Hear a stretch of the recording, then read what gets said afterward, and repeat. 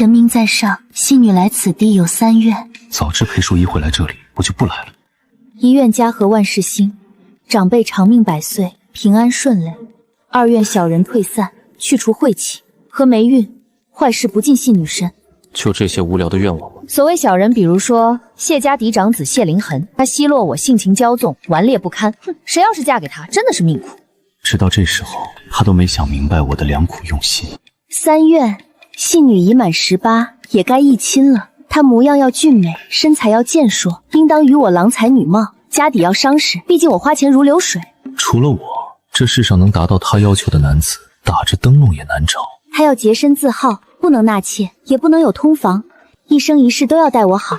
若遇人不淑，便体面分开。戏女愿一生荣华富贵，住大宅子。怎会有如此厚颜无耻之人？他连吃带拿，竟一点都不害臊。大少爷，婚事已定，烦请回府成婚，延续香火。侯府怎么变成这副模样了？是谁要出嫁吗？淑仪，爹爹和你说件喜事，你和你姐姐要嫁人了。谁？你们要把我嫁给谁？是谢家的2公子谢池鱼。你在京中骄纵的名声无人不晓，亲事实在难定。我们都想好了，你和你姐姐一起嫁进英国公府，她嫁给谢大公子，你嫁给谢2公子，往后余生也能随心所欲的活。谢池鱼人品不坏，你嫁给他，兴许还能和他玩到一块儿去。反正我就不嫁，我现在就离家出走，我要逃婚。倘若你现在逃婚，从今往后漂亮衣裳和首饰都不会再有。我自小吃穿用度皆是最好，离家出走大概会饿死街头。谢池鱼是个不着家的泼皮，婚后我跟着姐姐过日子倒也不错。大哥，联姻这事儿我还没玩够呢，我不想成婚，我们逃婚吧。闭嘴！我功力暂时只能由你引开首尾。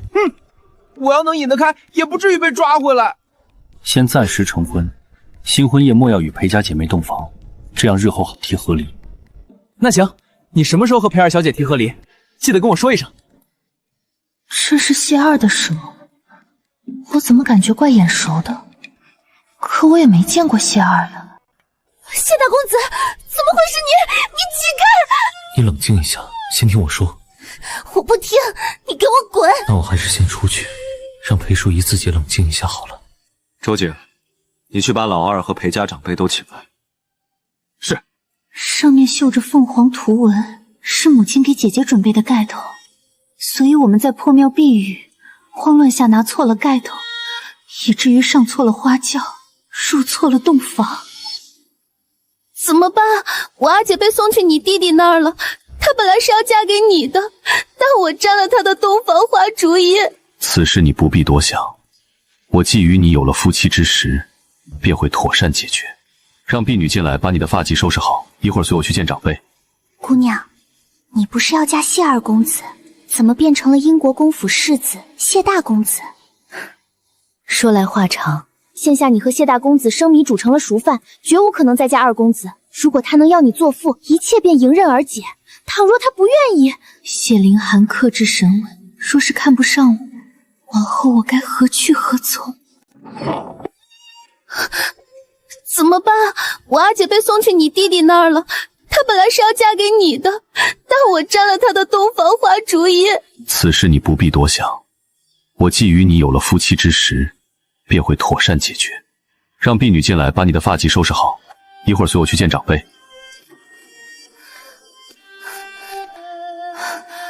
他怎么走这么快？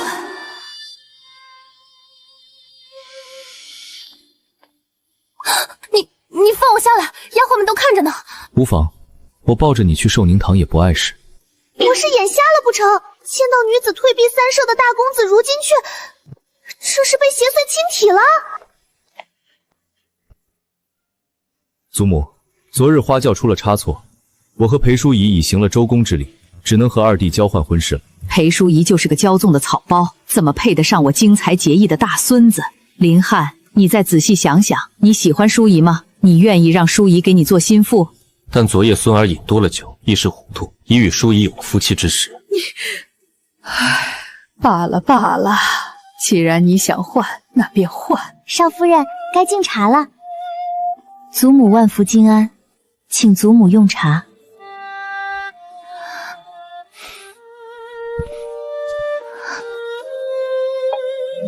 祖母，请用茶。就算我不爱她，但她也是我的妻子。出于责任，我不会让她受委屈。淑仪的性子还是应当有所改进，往后是要当公府主母的人，也应该履行责任。是。行了，茶也喝了，你们回去吧。夫君，你叫我坐在这里有什么事？我们来谈谈这桩阴差阳错的婚事。男方与女方需共同承担传承香火的责任，女方不准爱男方，这一条还写了3遍。这么怕我爱上他吗？有什么要补充或者修改的吗？你放心，就算全天下的男人都死光了，我都不会爱上你这种人。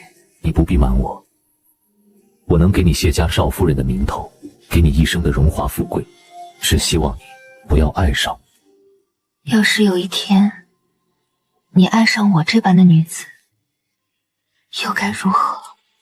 你且放心，永远不会有那一天。那你为什么今日不当着众人的面说明白，说你根本就不愿意与我做夫妻？不要无理取闹，我需要一个妻子和我延续香火，作为补偿，我会护你一生，只希望你能懂事些。您放心，我对你的爱意已经化为灰烬了。仔细想想，有个英俊潇洒的郎君，享不尽的荣华富贵，花不完的金银，似乎也不错。你可以再看看，有什么想法可以提出来。好像也没什么不对劲的了，那就这样吧，没有了。好，时候不早了，早些歇息吧。你来的正好，帮我选对耳对。你学过？没学过画眉，但学过丹青。我从小便什么都学。大公子从小就聪明，学什么会什么，文章写得好，武功还高强。要你在这里多嘴，这些都不值一提。那你也太厉害了吧！既然都准备好了，那我们便去侯府参加回门宴吧。姨娘，裴淑仪样样都不如我，她凭什么嫁给谢灵恒那样的天之骄子？你呀，不要这么着急，左右他也是个傻的。东西都准备好了吗？准备好了，今日定要让裴淑仪这个草包身败名裂。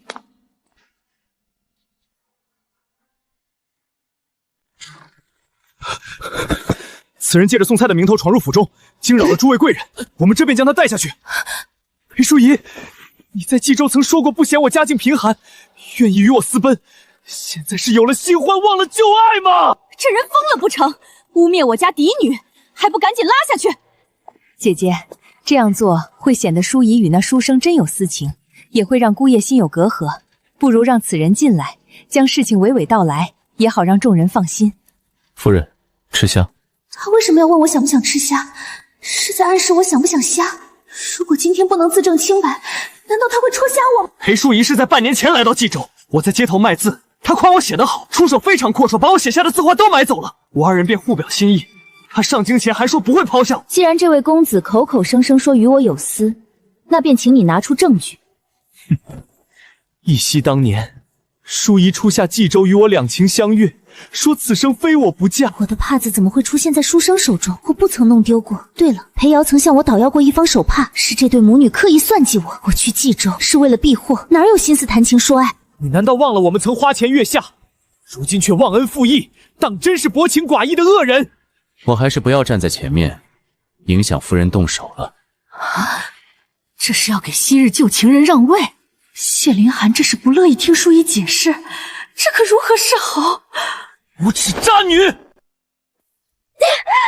你算什么苍蝇臭虫？我怎么可能看得上你？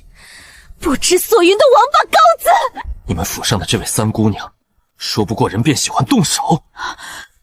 我可没教过她这句。他做贼心虚，是变无可变，便只能动手了。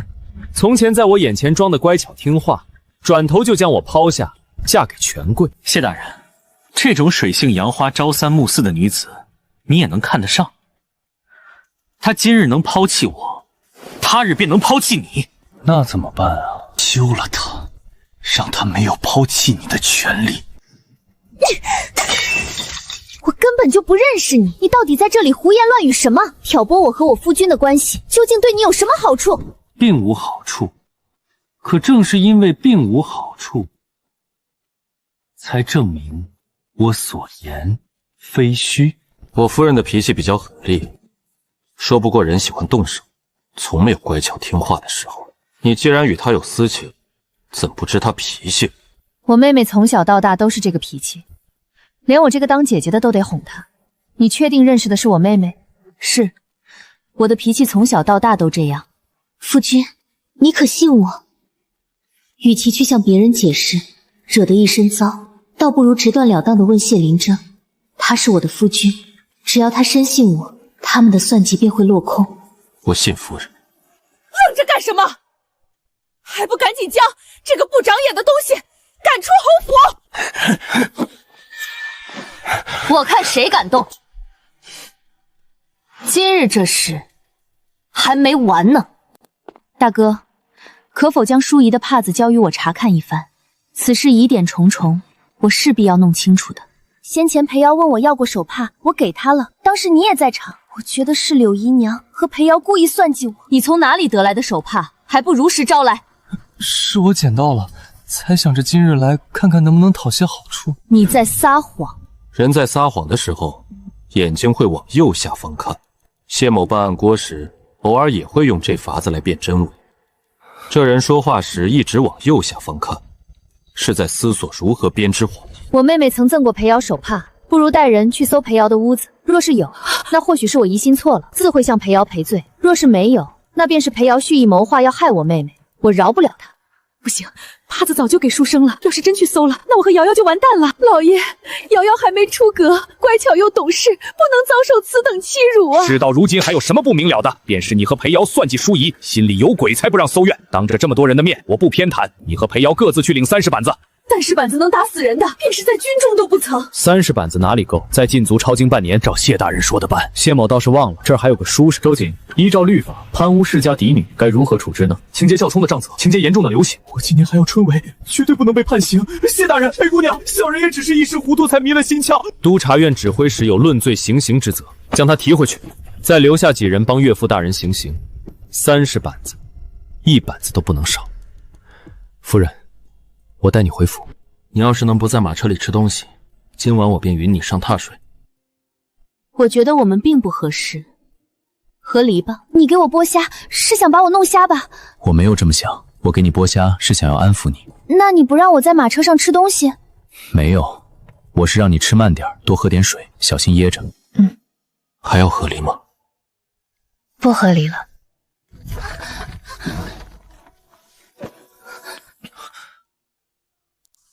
大公子金贵雅正，居然会伏在软毯上亲少夫人。谢灵英也不看看这是什么地方，竟由着裴淑仪逾越规矩邀宠。公子忙于公务，待会儿就下来。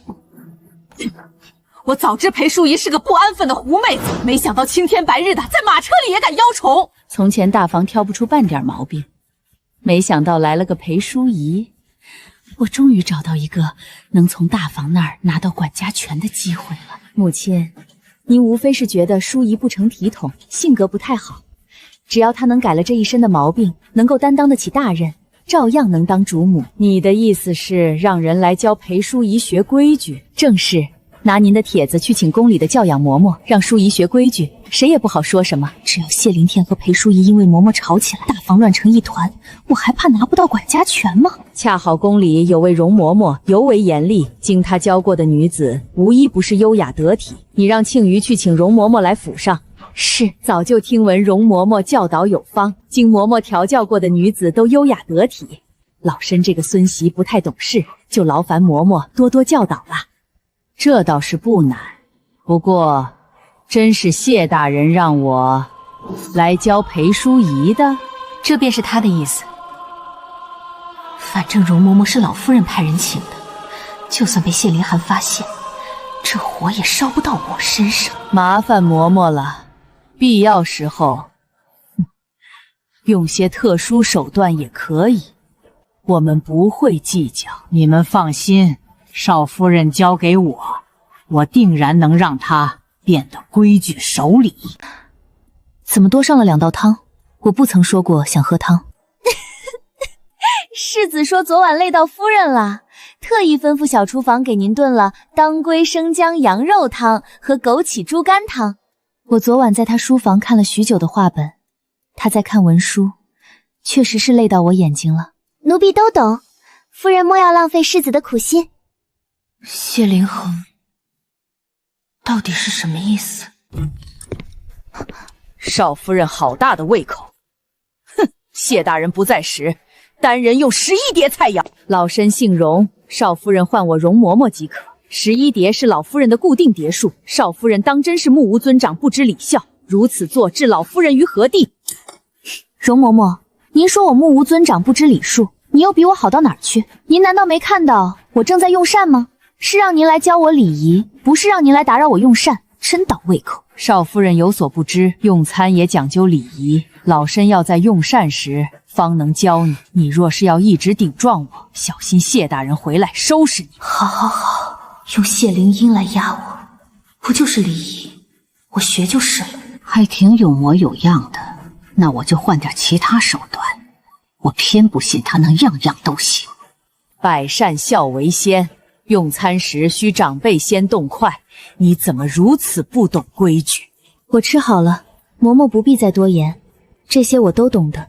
既用完了膳，那便再学点其他礼仪。散职了，是时候回家了。早点回去，还能陪少夫人用晚膳。谁说我是要回去陪她用晚膳了？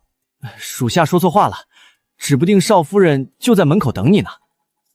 从前公子可不这么上赶着回府，有了夫人就是不一样。他什么样的脾气心情，我早已知了，不像是会乖乖等我的样子。世子爷，妾身在此等候多时了。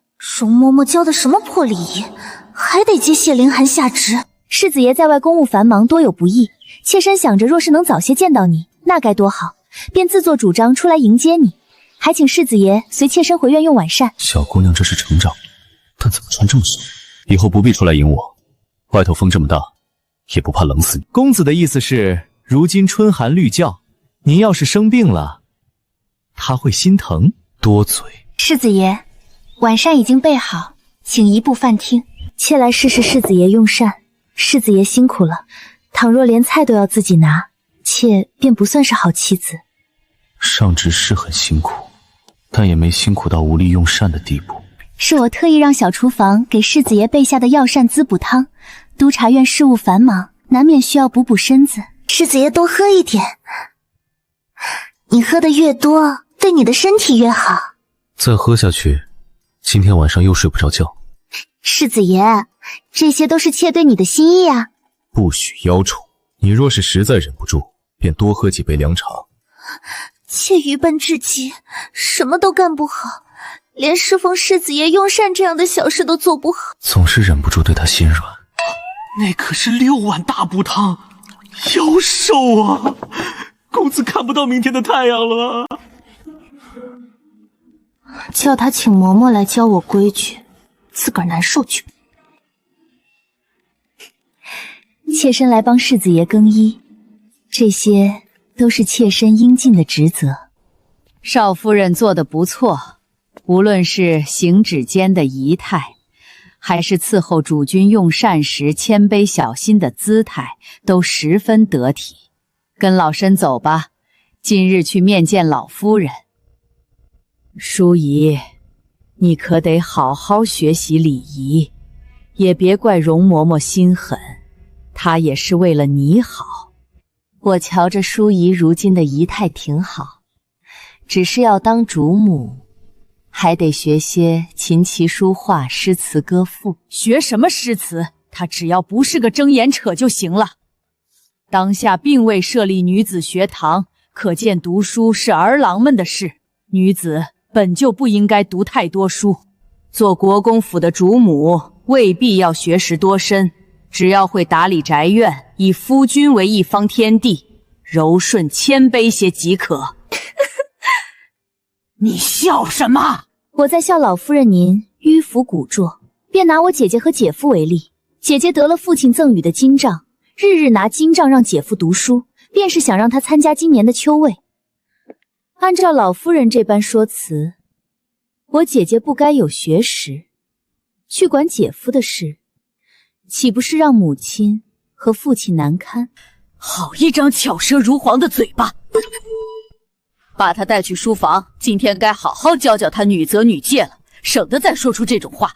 谢灵汉让你来教我礼仪，可有说过让你教这些？但您方才顶撞了老夫人，所以得将这本书从头开始抄。若是您不愿意抄，今日的午膳便不用吃了。不吃就不吃。他们怎么这么欺辱你？哪里是学什么礼仪？我看就是诚心找你的不快。他们无非是让我顺着谢灵汉，我便如他们的意。也不知道谢灵汉消受不消受得起。他哪里来的底气和我叫板？裴淑仪出身望族，家族积累传承下100年的基业，兄长在边疆屡屡建立战功，如何能没有底气？唉，要是能想法子挫一挫便好了。你且随心说，有什么好法子能挫一挫他这股子气性，省得以后天天跟我叫板。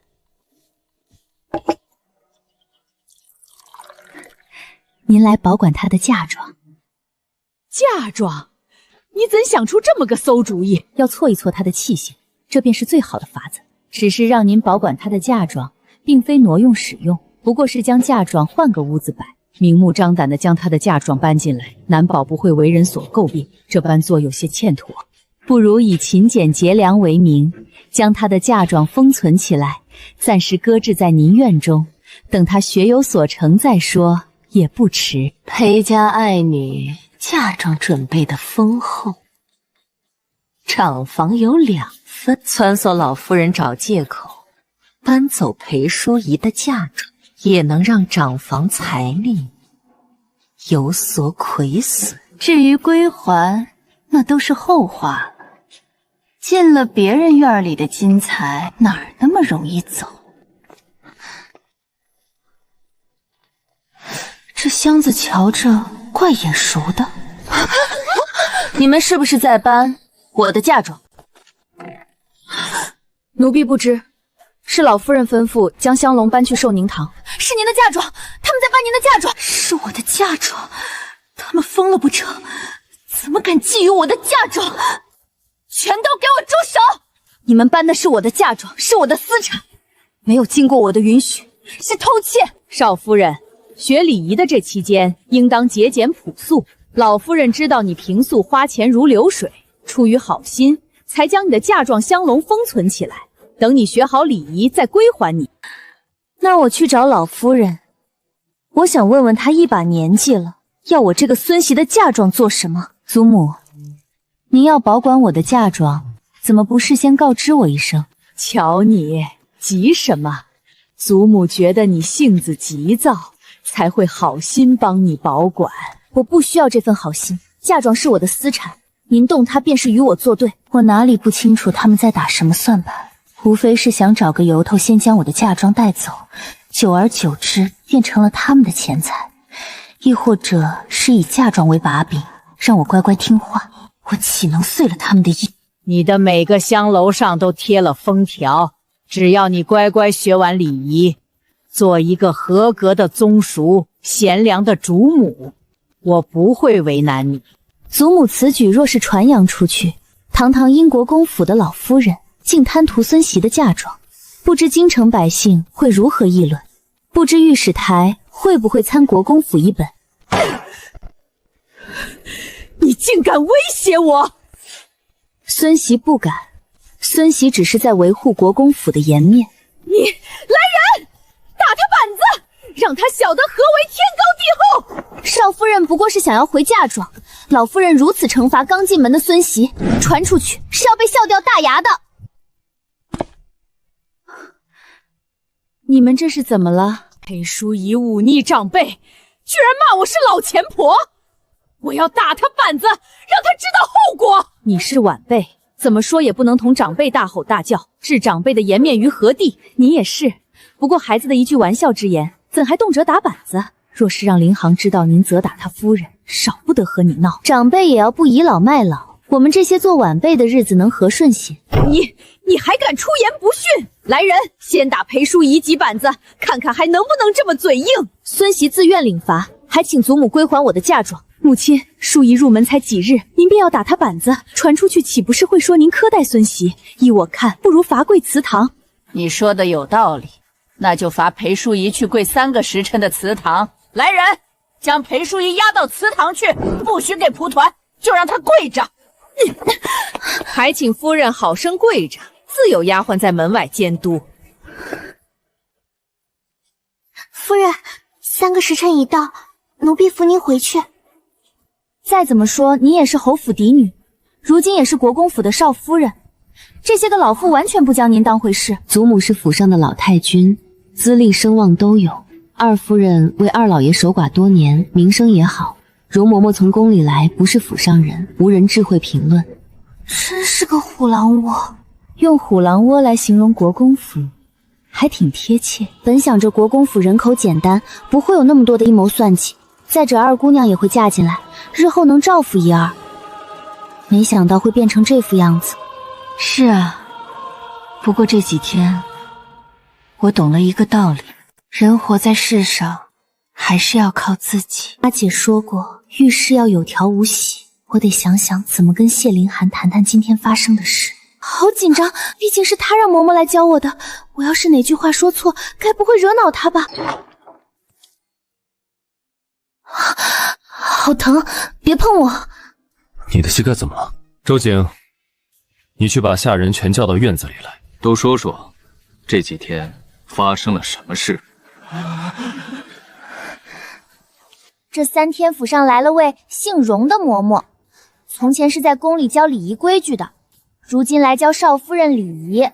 可说是教礼仪，却也只教了说话走路的礼仪，其他是半分都没有教。是谁做主将嬷嬷接进府？不是公子吗？在余下便是教女则女戒，少夫人不愿意学，他们就罚少夫人不准吃饭。这些少夫人都能忍，但是老夫人还借故搬走了少夫人的嫁妆，说等她学完礼仪就归还。属下这就带人将少夫人的嫁妆搬回来。明天休务，我亲自去祖母院里解决。周景，让这些下人退下吧，我先进去看看夫人。你觉得是我叫来嬷嬷刻意为难你，所以连着给我喝了2天的补汤，让我夜里难受到无法安寝？不然你也给我喂补汤，看我难受好了。把你的嫁妆礼单给我，我趁着明天休帮你要回来。你总共有多少私产？都在里面了，大概是4000两。4000两，还挺多。那当然，以后你仕途上要我打点的话，也得提前和我说，你哄我2句，我也不是不近人情。倒也用不着。我知道男人好面子，谢灵心也不能例外。那我以后偷偷给周景就是了。你不信我，夫妻之间最基础的便是信任2字。我们之间虽然不会有爱这种冠冕堂皇的东西存在，但也要好好过日子。我不希望你总是不信我。抱歉，是我误会你了，以后不会了。周景，去拿我书房的私产。公子，这些可是你的全部身家，今晚竟然愿意拿出来给少夫人？多嘴，你下去吧。谢灵恒的全部身家，给我？确实是我的全部身家，夫人看一看吧。这里面最赚钱的是盐庄，地处扬州，1年进账有几万两。我的私产虽然也多，但对比起他的，称得上9牛1毛。总共几十万两黄金吧。国公府这么有钱吗？这些是我的私产，你是这府里的主母，交由你打理最是稳妥。我想看到的不是你循规蹈矩，而是你有能力，这是属于你自己的底气。不过你若是学不会，那这些东西我只能交给专业人士去打理。不行，这么多钱，肯定是自家人打理稳妥。明日我会考察你的情况，制定学习规划，重新选人教你。等你出师，我便聘请夫人代为掌管。我一定好好学。好，我信你。时候不早了，先歇息吧。明日我一定替你拿回嫁妆。我看嬷嬷也不是很懂国公府的规矩，不如回宫里重新学学。放开我！放开我！婶婶，站在门口干什么？怎么不进来？林航，我们让淑仪学礼仪，也是为了淑仪好。她以后总要操持宅院，不能什么都不会。您说的对，但以贵犬之名行苛待之实，这算哪门子教导？容嬷嬷便是连宫里的娘娘都教过，怎就教不了裴淑仪？教人不是将人变得面目全非。大公子说您身子骨不好，受不得风寒，让您在屋内听容嬷嬷行刑，让二夫人在屋外听。荒唐！我是他祖母，他这么做置我于何地？大公子说他孝顺，为人尊老爱幼，让您在外面听行于心不忍，只能通过这种方式来让您长记性。他为了一个女人，现在连我这个祖母都不放在眼里。公子，少夫人的嫁妆都搬回去了，属下已经清点过，一件都没有丢。你在这儿监行，我有事先走了。公子向来沉溺于暗部文书，今日修护，能有什么要紧事？好凉，别摸我。我起那么早帮他拿回嫁妆，他都懒得问我去哪儿了。你难道不想知道我这么早离开这么久，去了哪里，做了什么事吗？你去做了什么？难道还需要向我报备吗？要是你觉得不困，不想继续睡觉，就去书房，别打扰我睡觉。一个人睡觉多无聊，夫君陪你睡。我素日是寅时莫起床，看书练字，等到了辰时再去督察院上职。此刻却贪恋这点暖意，这点温度。夫人总算醒了，也不知道自己被看了多久，他该不会是醒来后便一直盯着我看吧？夫人，今早世子去老夫人房里把您的嫁妆给拿回来了。原来他大清早的出去是为了帮我拿回嫁妆。这件事都传遍何府了。老夫人搬您嫁妆时没有惊动大夫人，但如今大夫人都已知晓此事了。什么？母亲都知道了？完了完了！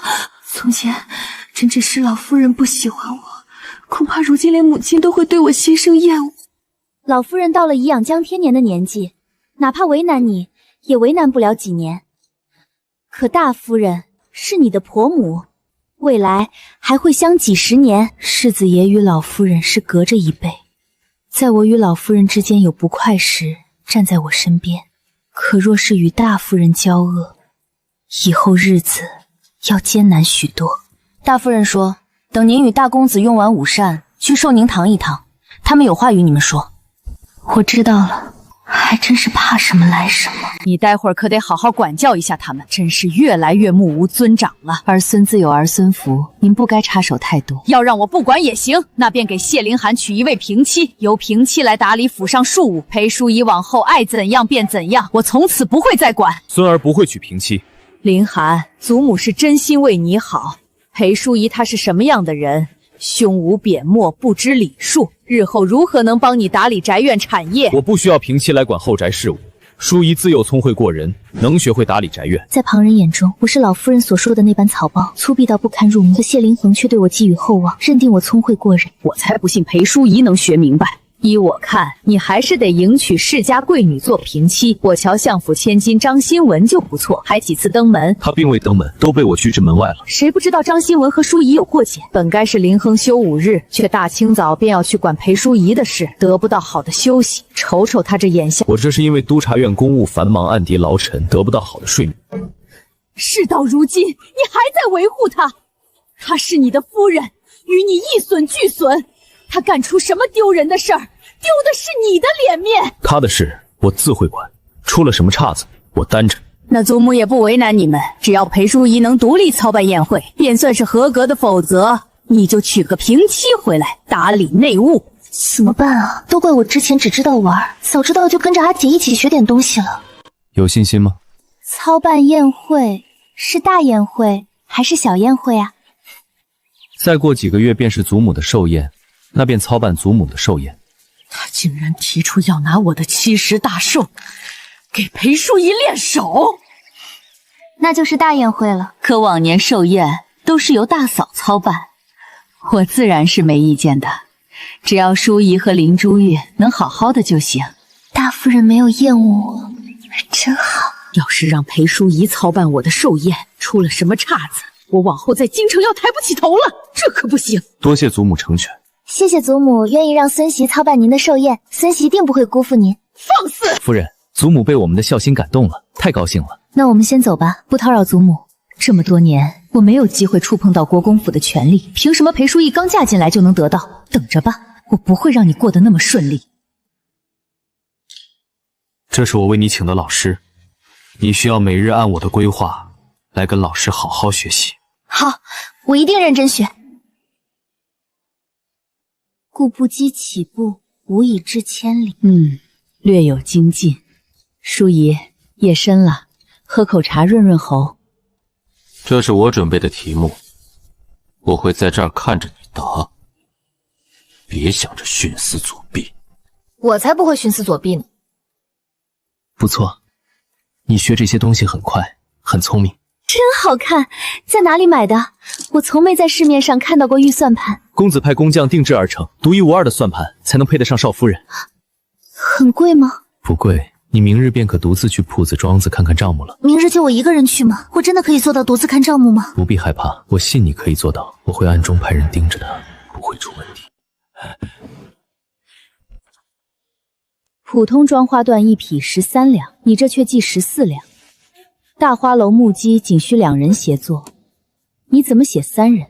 多出的白银和工钱是叫谁贪走了？并无人贪，只是因为2月初装花缎供不应求，比平时会贵些。而木屐则是因为有人受了工伤，于情于理也该由铺子负责。装花缎本就是普通的布料，怎会供不应求？再者，倘若有人受了工伤，依着规矩，应当是直接上予以补偿，怎能由你做主，将工钱算成补偿？你应该庆幸是我来查账目，倘若是其他人来查，直接会上报到国公夫人手中。而国公夫人御下严厉，你应当知道会是什么结果。小人明白，我们该补交补交，该清点账目便清点账目。打理铺子没有想象中的那么难，没什么问题。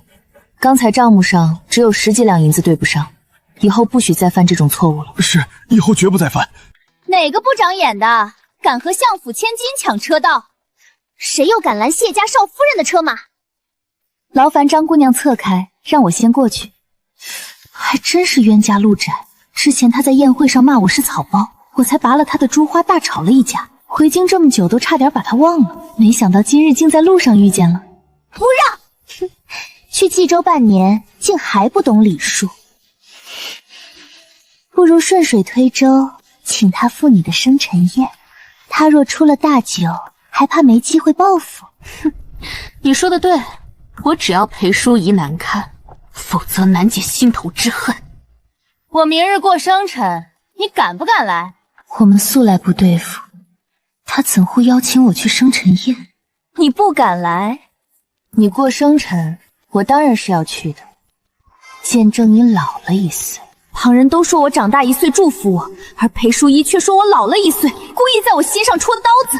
我还忙着呢，你赶紧让你家的马车让道，没工夫和你闲聊。记得把帖子送到国公府，我现在嫁到了英国公府，可别送错了。裴淑仪，你给我等着！淑仪，我都半年多没见你了，你回京也不来找我玩，没想到会在今天碰到你。还不是成亲嫁人了，最近又忙着学这学那，真是一点时间都抽不出来了。还好今天在这儿遇到你了。我也知道你嫁给谢灵恒了，但你知道张欣瑶对谢灵恒一见钟情吗？但谢灵恒都已经和我成婚了，张欣瑶应该不会对有妇之夫还有非分之想。非也，你还不知道他之前干的那些事儿吧？之前他雇了一伙出山匪，想让谢灵恒上演英雄救美，结果惹来了官府的人。还有一次，他让父亲在宫宴上求皇上给他和谢灵恒赐婚，但是被当众拒婚，以泪洗面多日。这都只是一小部分呢。张欣妍性格足起，竟会做出这种事。谢灵恒没告诉我这么多，他什么都没说呀。你是他夫人啊，他怎么可能跟你说这些？好了好了，我们也别在门口说话了，进去凑凑热闹。裴淑仪，你终于来了，怎么样？要不要和我们玩一场飞花令？输了的吃烈酒断魂烧。虽然我从没喝过酒，但一听这名字就知道不是什么好酒，我才不上套呢。我和江云是来凑热闹的，可不是来喝酒的。裴姑娘莫不是不敢，怕了便直接说，我们还能逼着你玩不成？裴姑娘肚子里有几点买水，我们还不知道吗？你干嘛还要让她玩这等文人雅士才会的东西？这样只会让她下不来台。这么低级的激将法，我才不会上当。竟然是顾斐，去年皇上钦点的状元郎，他是朝中头等的亲贵，来这里做什么？我和裴淑仪与你们玩飞花令。我诗词本就不好，什么时候说要玩飞花铃了？顾斐实在是太坑了。谢灵恒，你要不要去张心妍的生辰宴？不去。当初张新芽对你可谓是一往情深，我还以为你不是全无心思，原来是落花有意，流水无情。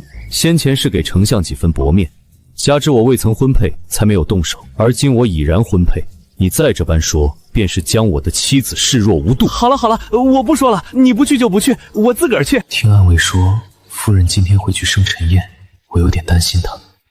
殿下盛情相邀，不该推辞。容臣先将官服换下，再一起去。这人怎么变脸如此快？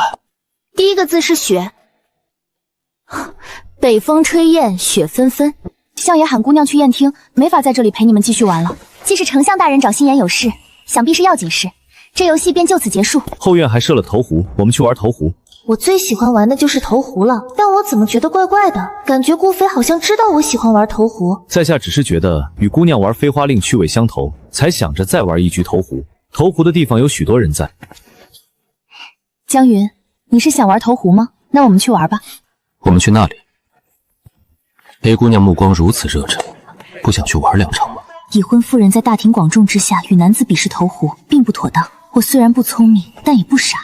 逛了这么久也累了，我不想玩投壶了，先去正厅。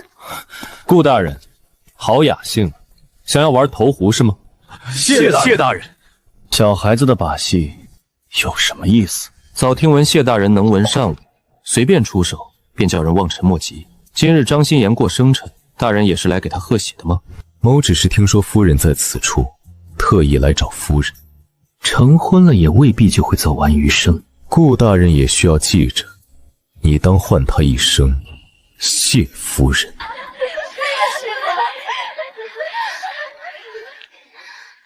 方才在庭中光线较暗，竟没发现这小贱人今日打扮如此妖艳。都没忘记我吧？我们哪敢忘了你？你可是心妍亲自请来的贵客，怠慢了旁人不要紧，却不能怠慢了你。姐姐，你怎么打扮得如此艳丽？不知道的还以为您是故意要和张姑娘作对。我穿什么衣裳，戴什么首饰，全凭心意，还轮不到旁人说三道四。可今日毕竟是张姑娘的生辰，你也应该收敛一点，免得外人说我们没有家教。小贱人的妹妹还算懂事。裴瑶，你这是在指责姐姐？我不敢指责姐姐，只是你今日这般行径确有不妥。若非张姑娘宽容大度，你竟然打我！你当着这么多人的面打人，你是来砸场子的吗？疯了不成？欺负亲妹妹，该不会是还想打人吧？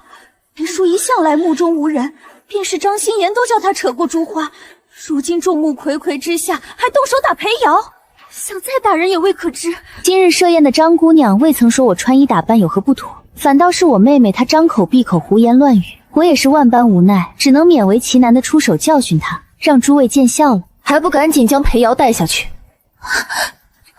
在别人场子闹出的笑话，还嫌不够多吗？淑仪她好像变得有些不一样了，处理事情从容不迫了些，举止得体，应对有度，爽。相比于从前胆大到任性妄为，如今站在制高点上，将人怼得哑口无言更爽。莫要在乎这些个小插曲，都快些落座吧，宴席即将开始。且让你得意一会儿，日后有你受。我们这几个姐妹中，就属裴家妹妹最早成婚，也不知婚后生活如何。谁不知道谢灵憨清冷自持，怎么可能忍受裴淑仪的娇蛮任性？我就是要让你当众下不来台。我的婚后生活自然是极好的，你们口中清冷金贵、高山仰之的谢灵烟，都要对我百依百顺。我夫君要是敢和不三不四的人不清不楚，我定然饶不了他。不三不四的，这贱人竟然暗讽我是不三不四的人！他不是应该在督察院处理公务吗？怎么会在这里？敢问夫人要如何饶不了我？你为何会在这里？今天督察院的事务并不繁忙，我与六皇子一道来了。谢灵隐说话何时变得如此和颜悦色？合着他是出来放松了？妾身子不适，先行告退。谢某来这里，只是听说我夫人在此，并无其他想法。若是谁非要自欺欺人、误解旁人，长的耳朵便是摆设。既是摆设，没有又何妨？这才是谢灵和，他何时忍善过？督察院的刑具可不比刑部差，无论骨头多么硬人，到了他手中，不出3日什么都着了了。摆设需要顶级工艺和多种珍贵材料才能做成，他居然夸我耳朵像是摆设。谢大人，你要去哪里？既然来了，不如陪心妍多说几句话再走。有什么着急的事，我能帮得上忙吗？我家大人要去哄少夫人开心，他怕今晚睡书房。我追求半年的男子，在裴淑仪那里，晚上还得受天大的委屈，要睡在书房。我都安排好了，等裴淑仪落单的时候再动手，一定要让她在你的生辰宴上出丑。那时我就去引南宾客去花园，定叫她身败名裂。只要将裴淑仪和谢灵横分开，我就有幸成为世子妃。裴瑶真是个白眼狼，我从前对他那般好，他转头就和张心妍混到一块儿，而且张心妍明知我是睚眦必报的人，还请我到他的生辰宴上来，不知道给我下了什么套。不过我今日来也不是真的给张心妍过生辰，是来让她难堪的。你转身走了后，谢灵横也追了上去，可惜你没看到张心妍的脸色有多么难看。谢凌轩找到我也没说什么，就让我在这儿好好玩，吃好喝好。嫁进世家真不容易，我以后还是嫁到门第不那么高的富家，也不会太累。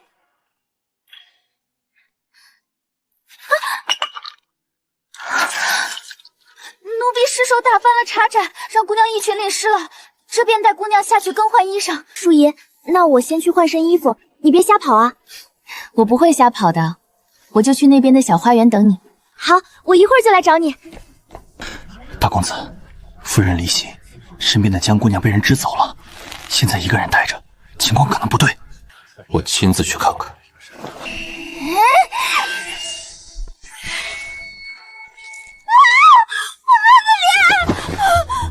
此人想趁你低头整理鞋袜之际，将你推入湖中。你竟敢暗想世家嫡女！不是的，奴婢不是故意的，只是不小心。不小心，我劝你老实交代，不然到了督察司，后果你知道的。奴婢都说是张小姐和叶小姐，他们让奴婢将谢夫人推进湖里，他们说这个湖是小型湖，淹不死人的，其他的奴婢也不知道了，求您饶了奴婢吧。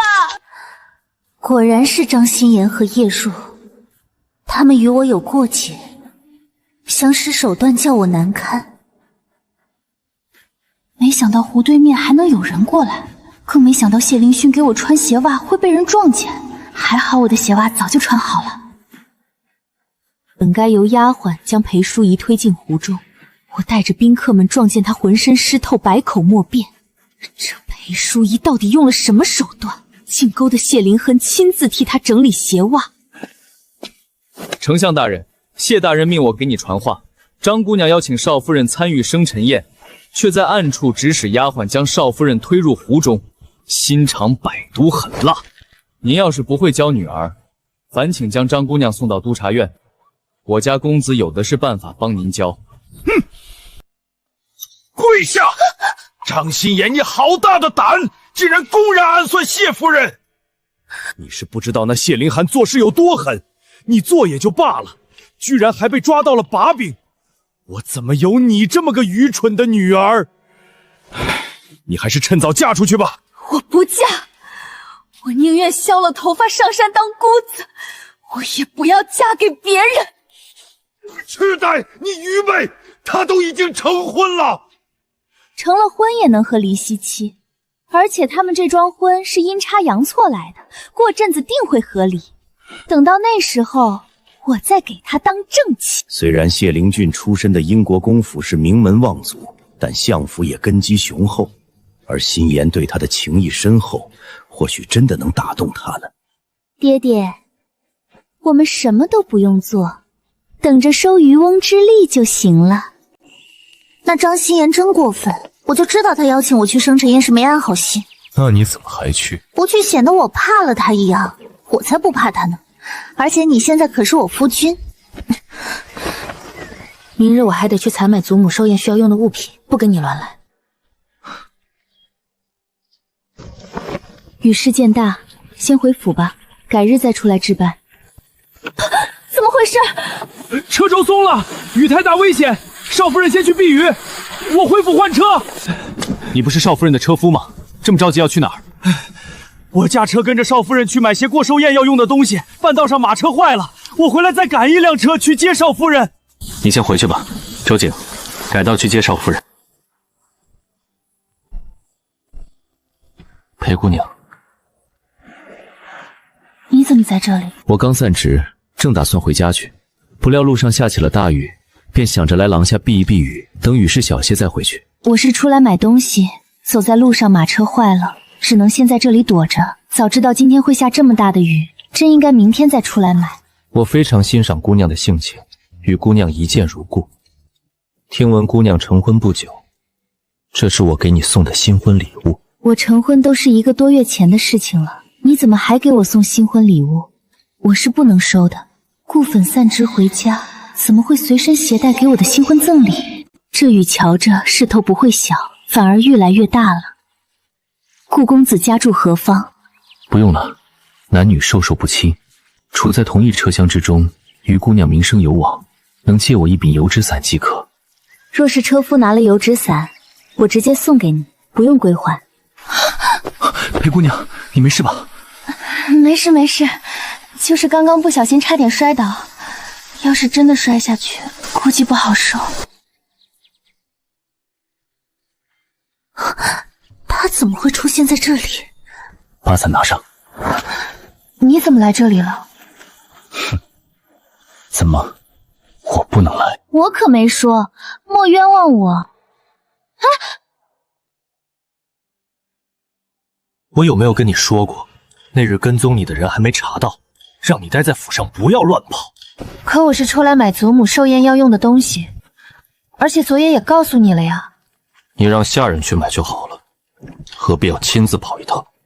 我待在府上也无聊，想出去就出去，没感觉有人跟踪我。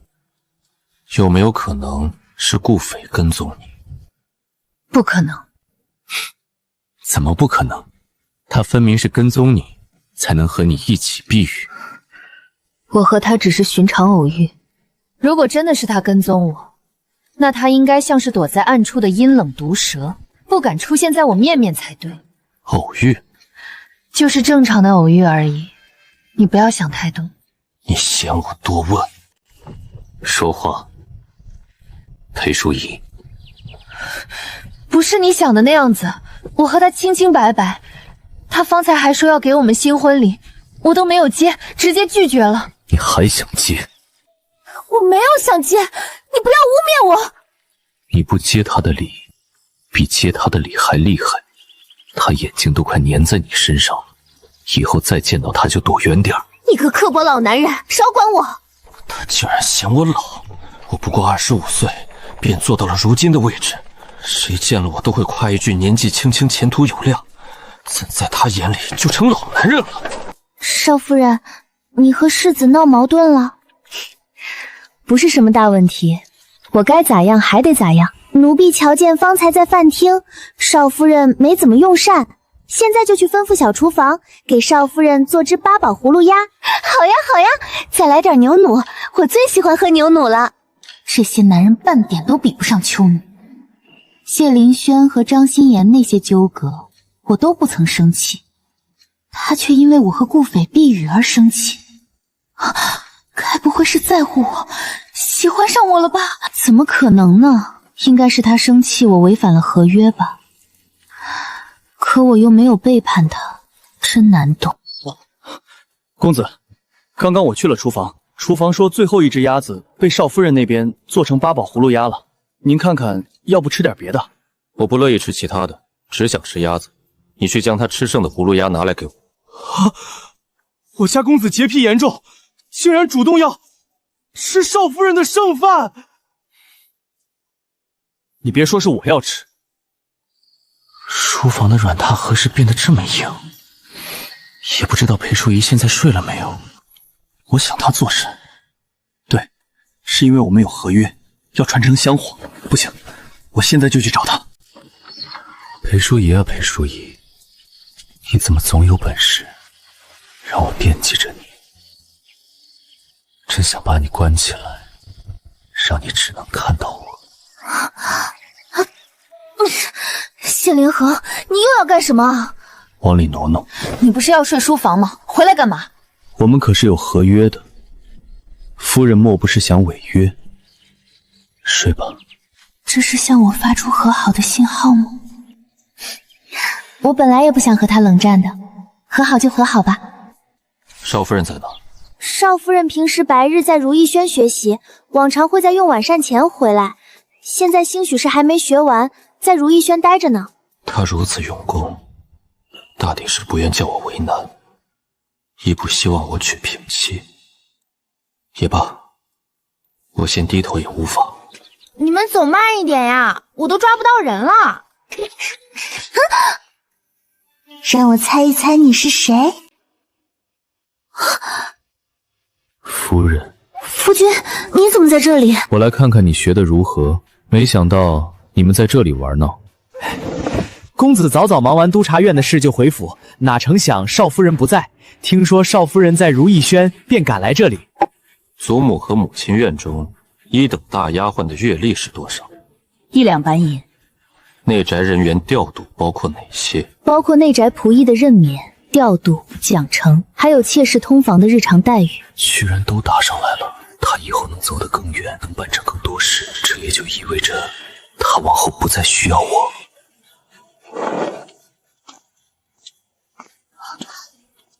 谢灵君真奇怪，来这就为了考我一下吗？淑仪，你和谢灵寒最近发生什么了吗？什么都没有。阿姐，时候到了，我该去母亲那儿请教寿宴的事了。你去吧，淑仪，遇到解决不了的事，可以来找阿姐帮忙。好的，阿姐，那我走啦。确实出色，难怪林恒会要你做妻子。谢谢母亲夸奖。老夫人的寿宴在7月下旬，意味着你有1个多月的时间去筹备。我提前敲打过了，寿宁堂的婆子们不敢欺辱你，只会默默看着你，不让你寻求帮助。寻求帮助视为作弊。是，我明白的。那你便去好好准备吧。我不会主动帮你，但你要是有什么过不去的坎儿，可以写在宣纸上问我。夫君，你这是要帮我作弊？你不要多想，我说的是要是你有什么过不去的坎儿，可以写在宣纸上问我。没说是祖母寿宴的事，也从没想过要帮助你作弊。知道你不会帮我作弊了，我也没想过要作弊。我行得端，坐得正，该注意的事项，阿姐也提前告诉过我了。倒显得我想法阴暗。也罢，那便在他陷入无路之际，再以夫君的名义相助。少夫人，这菜品你都试过很多次了，何必再试一次呢？宴席上饮食是重中之重，小瑕疵或许不会被人所注意，但饮食是要摆在每个人面前，不能出半点差的。这些就是明天寿宴的菜了吧？瞧着十分丰盛，我可不白尝，尝完看看有没有不足。别紧张，我觉得这些菜品菜色都挺好，明日定能叫人宾至若归。我并不在乎谢灵寒会不会有妾械通房，但绝不能有平妻，否则我今后出去都抬不起头来。所以这次寿宴绝不能出差池。这不是巧了吗？少夫人在试菜单，您中午可没吃多少东西。再怎么忙也不能不吃午膳呀。正好我这边在试明天的菜单，你也来尝一尝。以后世子忙于公务不吃午饭，你也该劝着点儿，不然他身体出了什么事，你也不好交差。啊！怎么吐了？这菜有问题，快去喊大夫来！不能喊大夫，现在喊大夫过来，都会知道嫂嫂的菜单有问题。裴淑仪在国公府本就根基不深，这次寿宴由她全权操办，倘若出了什么问题，往后还如何服众？是中毒了。中毒？中了什么毒？这些菜我和丫鬟也试过很多次，但是没出问题。这次也不知道是怎么回事，还是快去请大夫看看吧。公子精通药理，比寻常大夫要厉害，和御医相比，也不遑多让。你可曾吃了什么特殊的东西？未曾。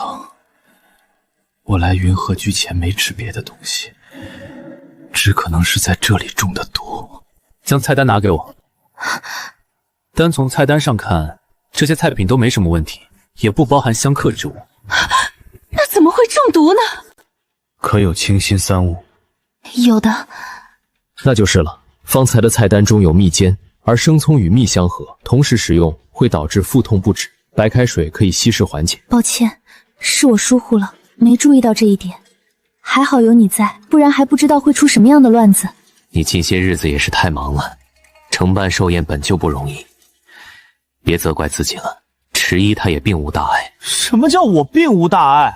我方才可是食物中毒了，我哥竟然不将我的命当回事。好了，既然毒源已经查明，那就都回去早点休息吧。淑仪，你回去早点休息，这边有我看着就好。那好吧，我先回去了。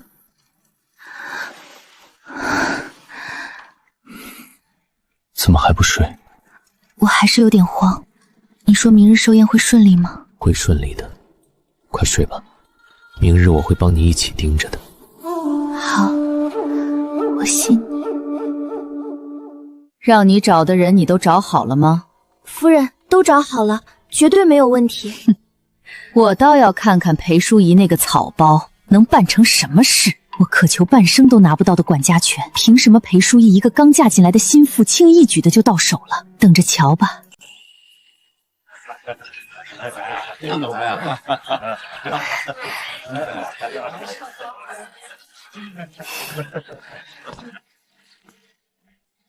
你不去和亲人叙话，来找我做什么？我素来不惜与他们打交道，有二弟带我和他们叙话便够了。假如我没有如你所愿办好这次宴会，你会听长辈的话，迎娶平妻吗？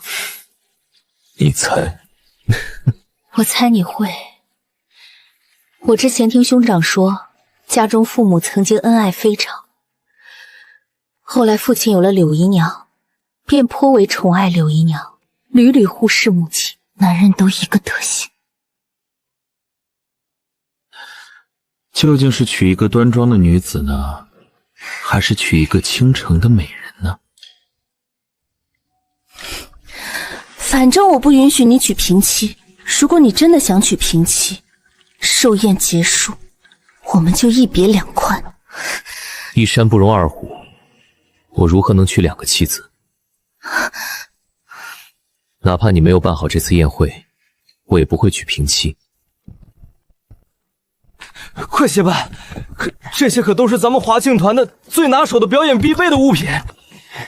今儿个英国公府的老夫人过寿，好大的排场，咱们华庆班也不能落后。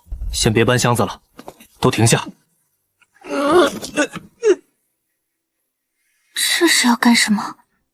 公子，再过1个时辰就要开场唱戏了，我们也是想赶紧赶去戏台，省得叫老夫人等。你们这里面装的是什么东西？是我们戏班子的道具。这是什么？是我们戏班的特制燃料，待会儿给夫人们表演喷火时要用的。我怎么闻到了硝石味？特制燃料中会加入少许硝石，你也不用担心不够安全。这些表演者都是老手了，多年来毫无差错。你们往常特制燃料中硝石的比例是多少？100中取1。这罐是100中取3。若是比例达100中取3，表演者恐会受伤。若误伤贵人，那可不得了。你们得要取消喷火表演。老夫人，钦点要看喷火表演，要是取消了，恐怕会惹得他不高兴。取消喷火表演，届时多唱一折戏便是。他老人家要是不高兴，你们便说是我的吩咐。要不是你发现这个特制燃料有问题，待会儿戏台上出了什么事，我就完蛋了。不会出事，出事了，我也能给你兜底。旁人说兜底，也许并不可信，但他这般说，是因为他真的有能力。我真是嫁了个了不得的人呢。走吧，我们也去院子里看戏。多叫人感动的爱情啊！双向奔赴的两个人，居然要受到这么多阻碍，天可怜见。你让戏班子唱这出戏，是不是知道祖母喜欢听？是啊，让他忙着感动惊天地泣全身的爱情故事，就没工夫挑你的刺了。你好聪明啊！是你反应太迟钝了。往后祖母要是挑你的刺，你就安排她做点事情。什么事啊？你生个小孩儿，如果祖母敢再说你不好，你就不让祖母看重孙。你净胡说八道！我分明安排人将华庆班的特制燃料调换，表演人员会在喷火表演时受伤，继而可以顺理成章地说裴淑仪不适宜主母职责。怎么没有喷火表演了？这戏也就母亲看得津津有味。妹妹，你常年不回家，在夫家住着，今儿个母亲过寿，不如便留下来陪陪母亲。自然会留下。不过长房长媳今日怎么还没来问候？妹妹，你也别计较这些琐碎的礼节，喷火表演没了也无妨，只要让谢明秀看裴淑仪不顺眼，找她麻烦，我隔岸观火也是好事一桩。等寿宴结束，我要她好看。你今日忘记跟你姑奶奶问好了，她在我耳边念叨了好一会儿，说你不懂礼数。姑奶奶好。淑仪成婚不过半年，便能将这么大的宴会操持得井井有条，让我们这些做长辈的非常放心。谢谢姑奶奶夸赞，也是你事情办得好，才能由我夸赞。国公府上的姑娘少，现在云鹤渊里也只有你一个女人。白日里郎君出门后，冷冷清清，倒显得有些孤单。说起来，我夫家有个庶出的姑娘还没有许人家，那姑娘生得漂亮，人也老实，不如你做主给林璇收个妾室，往后有她陪你玩。我不愿让谢灵汉身边有个平妻，是因为我不想别人嘲笑我无能，所以谢灵汉才会娶平妻。但一个妾室好像也没什么关系。姑奶奶还能害你不成？那倒未必，知人知面不知心。淑仪嫁到谢家不过半年，你便急切的要往临河房中塞自己夫家人，谁知道你安的什么心？明秀，你不该插手林恒的房中事。我是谢林行的祖母，管着小辈是理所当然。明秀再怎么说也是嫁出去的女儿，怎还来管家族宗子的事？我听懂了，这个姑奶奶分明是在给我挖坑，等着我往里跳呢。谢灵寒的主，我是做不了的。我胆子小得很，不敢惹他不高兴。你先收了，直接塞到他房里不行吗？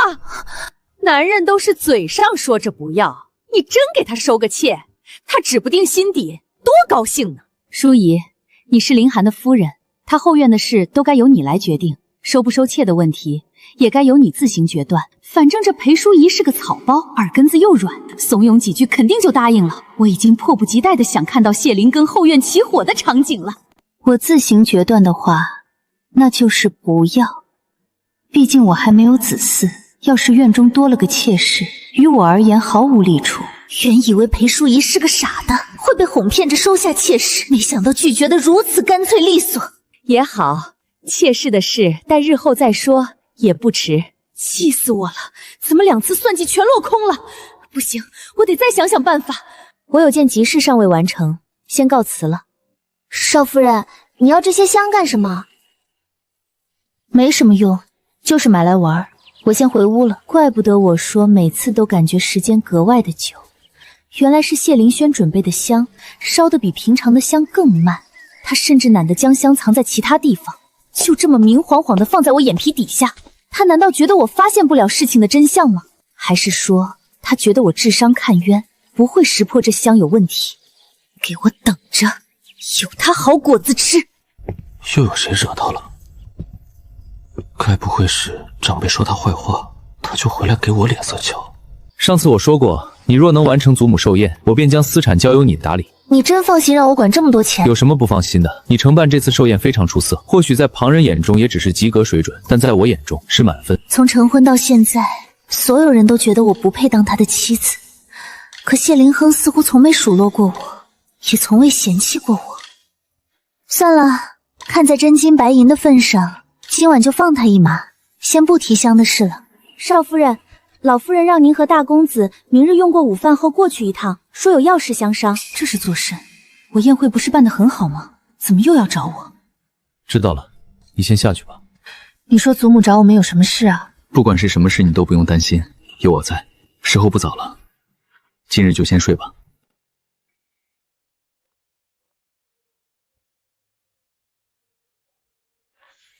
你们也成婚许久了，是该考虑着生个小孩了。你们也该准备着些。林寒也别太忙于公务，成天泡在书房里头。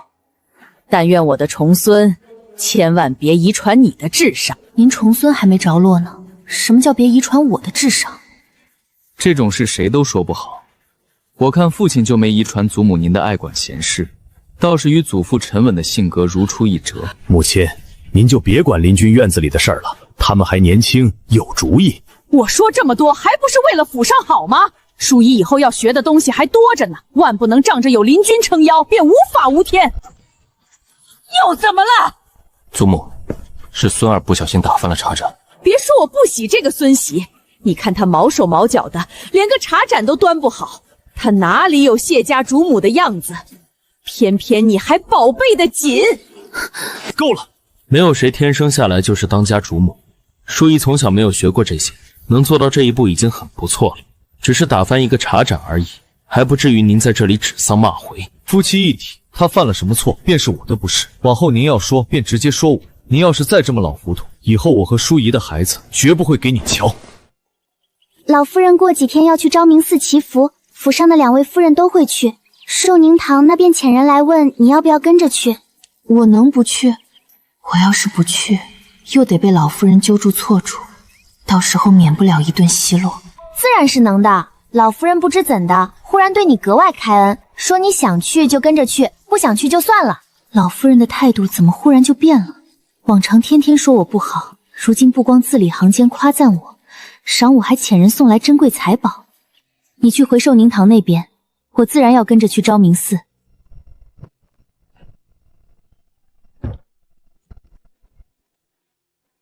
我有话要对你说，你先说。我们生个孩子，最好是在今年8月份怀上，这样来年生产时气候适宜，方便你养身子。现在是7月份，你竟叫我8月份怀上，这是人能讲出来的话？现在都7月中旬了，顺时养胎，少病少灾。8月秋凉，且应了丰收季，整个孕期都有新鲜食布。次年5、6月生产，不用挨着寒冬，也没到盛夏。可是时间会不会太紧张了？今年试一试，今年要是怀不上，那就明年8月再说。我总觉得哪里有点不对劲。不过我爱他，我也愿意和他有个孩子。所以，合约作废。原来是为了这个。你先别这么着急定结论，我也有件事要跟你说。夫君，你看这2炷香有什么区别吗？我们夜里燃的那一炷香是无味的，寻常香都有味儿，自然会在外观上不同。是吗？香确实是特制的，烧的比平常的香慢些。我也没想过要一直瞒着他，但我没想到他居然自己发现了。是我的错，都怪我每天早上去上朝，上朝之后要去督察院，散职回家还要去书房处理公务，以至于让周景买回来这种古怪的香。周景买的香？这些香是你买的？公子吩咐属下去买香，但并没有多说。小的瞧见这香别致好看，便买了回来。办事不力，罚你半年俸禄。公子不要啊！撒了一个谎，需要其他谎去圆。总有谎言暴露的那天。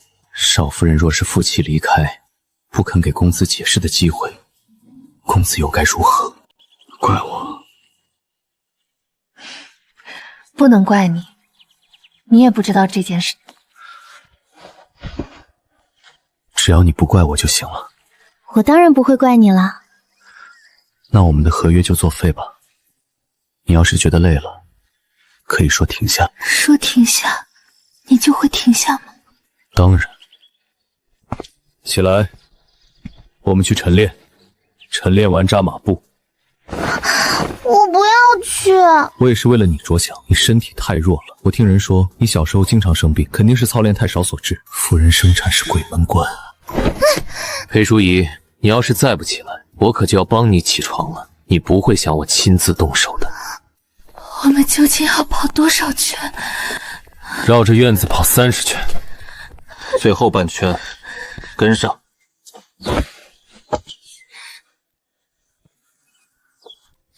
受不了，这日子真的没法过了。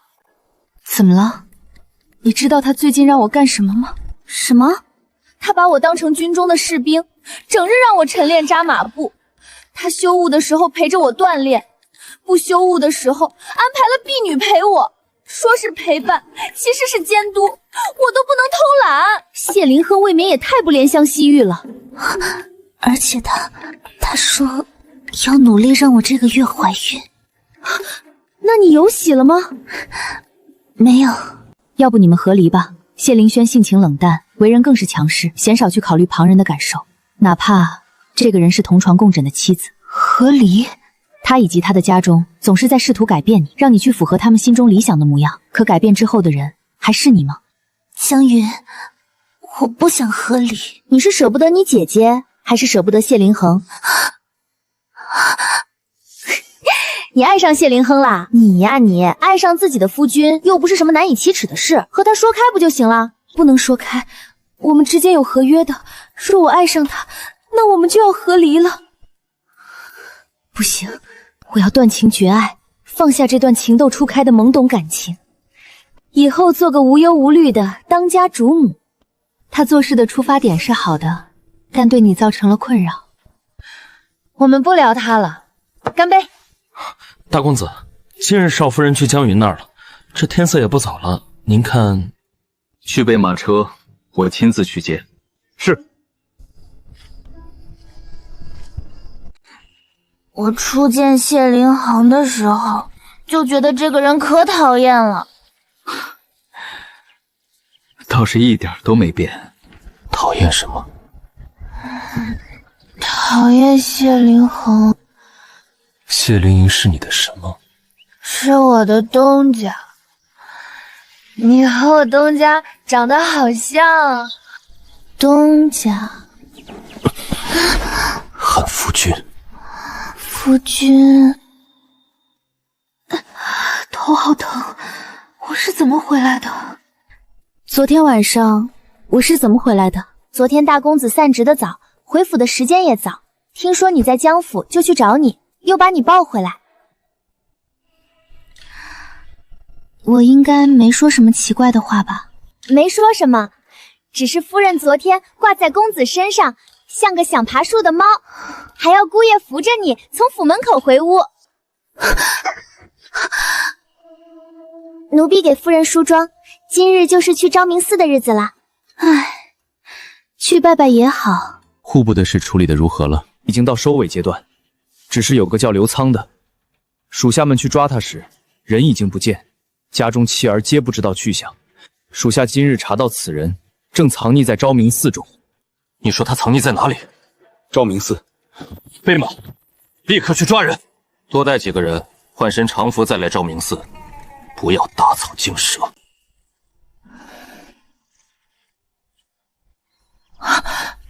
你怎么来了？告了3天假，来陪你祈福。院里没屋子住了，我只能和你住在一起。什么住一起？这里可是寺庙，要男女分开住。可是没空屋子了。有的有的，我隔壁那间就是空的。少夫人，有什么事吗？周瑾怎么也跑来昭明寺了，还好巧不巧的把隔壁屋子给占了。算了，一起住就一起住吧。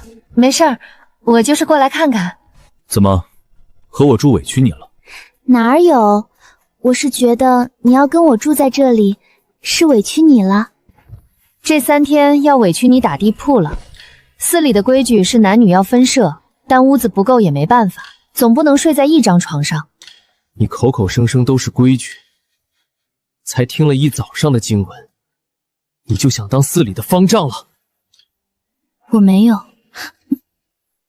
怪力乱神的事，虽说未必可信，但总归不能坏了规矩。这是他第一次主动请我。你不要闹，3天后我们就回府了。罢了，我心胸宽广，就不和他计较了。只是不知那刘仓究竟躲哪儿了。来听听夫人又要提什么愿望。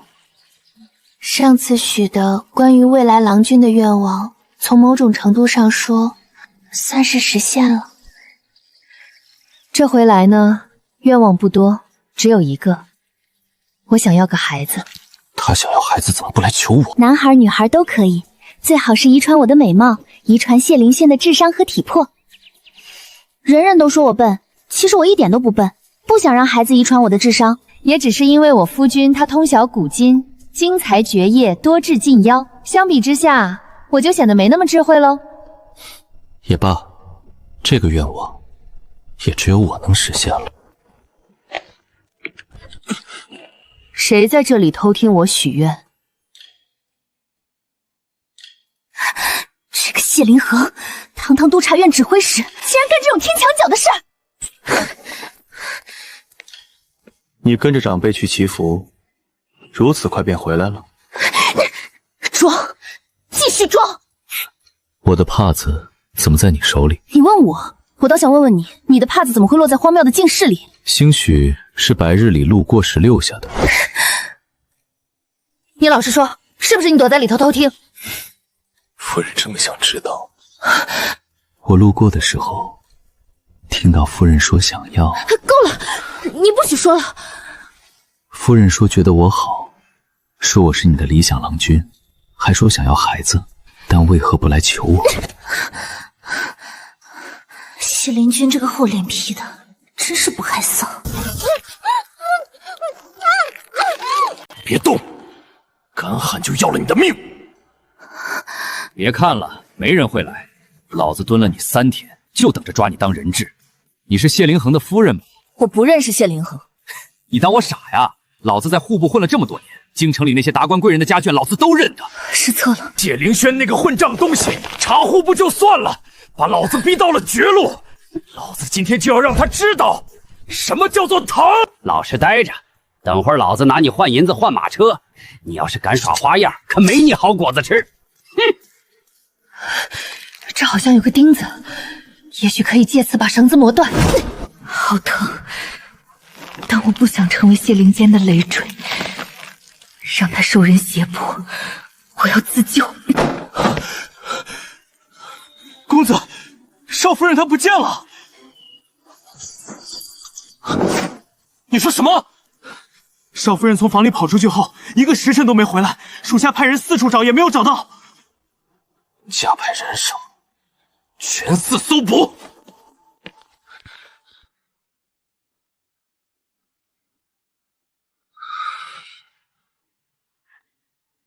谢大人来得挺快呀！你要什么？我要的很简单，5000两银票，1辆马车送我出城。出了城，我就放了你夫人。好，银票在这儿，马车在外，放人。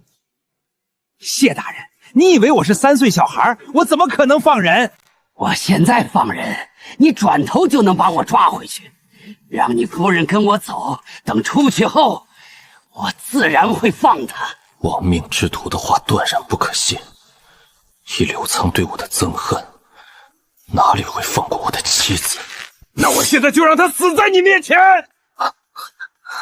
我这一生杀过人，放过火，做过无数违背本心的事。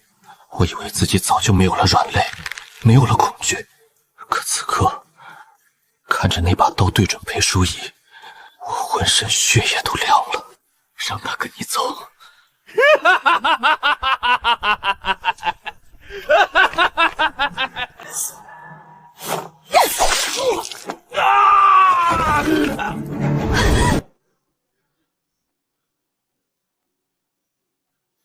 我救下自己了，我没事。裴淑仪，你知不知道我刚才在想什么？我在想，你要是出了事，我就让刘苍全家陪葬，然后再把昭明寺烧了。他应该是在开玩笑吧？怎么可能会狠心到烧死？我从没想过有朝一日，我会这样奋不顾身地扑进一个人的怀里。我好像真的很爱他，可惜他不知道。夫人，以后不许一个人乱跑。我知道了，不过刚才那个男人是怎么回事？前阵子督察院着手探查户部贪污案，查出一批行为不正的官员，方才那人名叫刘苍，便是其中之一。事发之前躲在了寺庙。在督察院任职，危险是不是很多啊？还好，我今日遇到刘苍劫持，都快吓得魂飞了。他每天和这样一群人打交道，还说不危险。不用担心我，明日就要回府了。你今日受了惊吓，早些休息。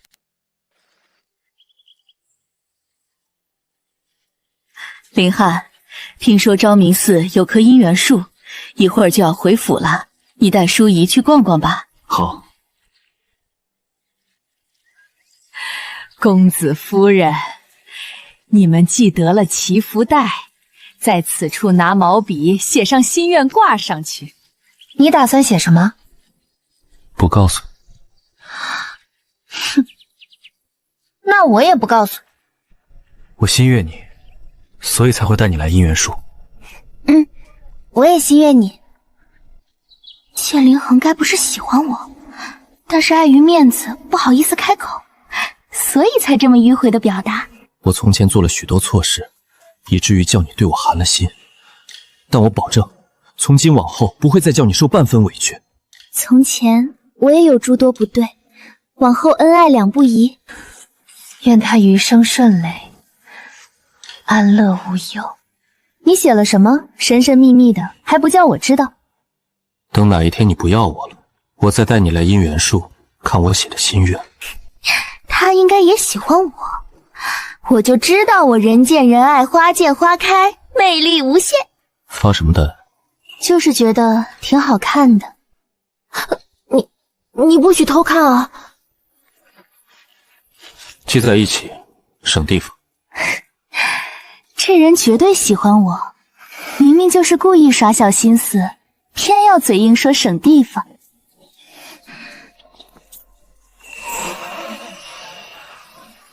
谢灵恒，其实谢谢你带我来这里。其实我想说我很爱他，想问他是不是也很爱我，但我感觉现在问不是很好，还是之后找个合适的时机吧。客气了，夫人。裴淑仪最近有点古怪，她在想什么？好漂亮的玉池，我当时也只是随口一说，没想到你记挂在心上了。夫人从小到大用的物件都是最好的，玉池自不能例外。去试试，水温刚好。你公务繁忙，这几日在昭云寺也耽误了不少，现在可以去书房了，我一会儿去找你。好。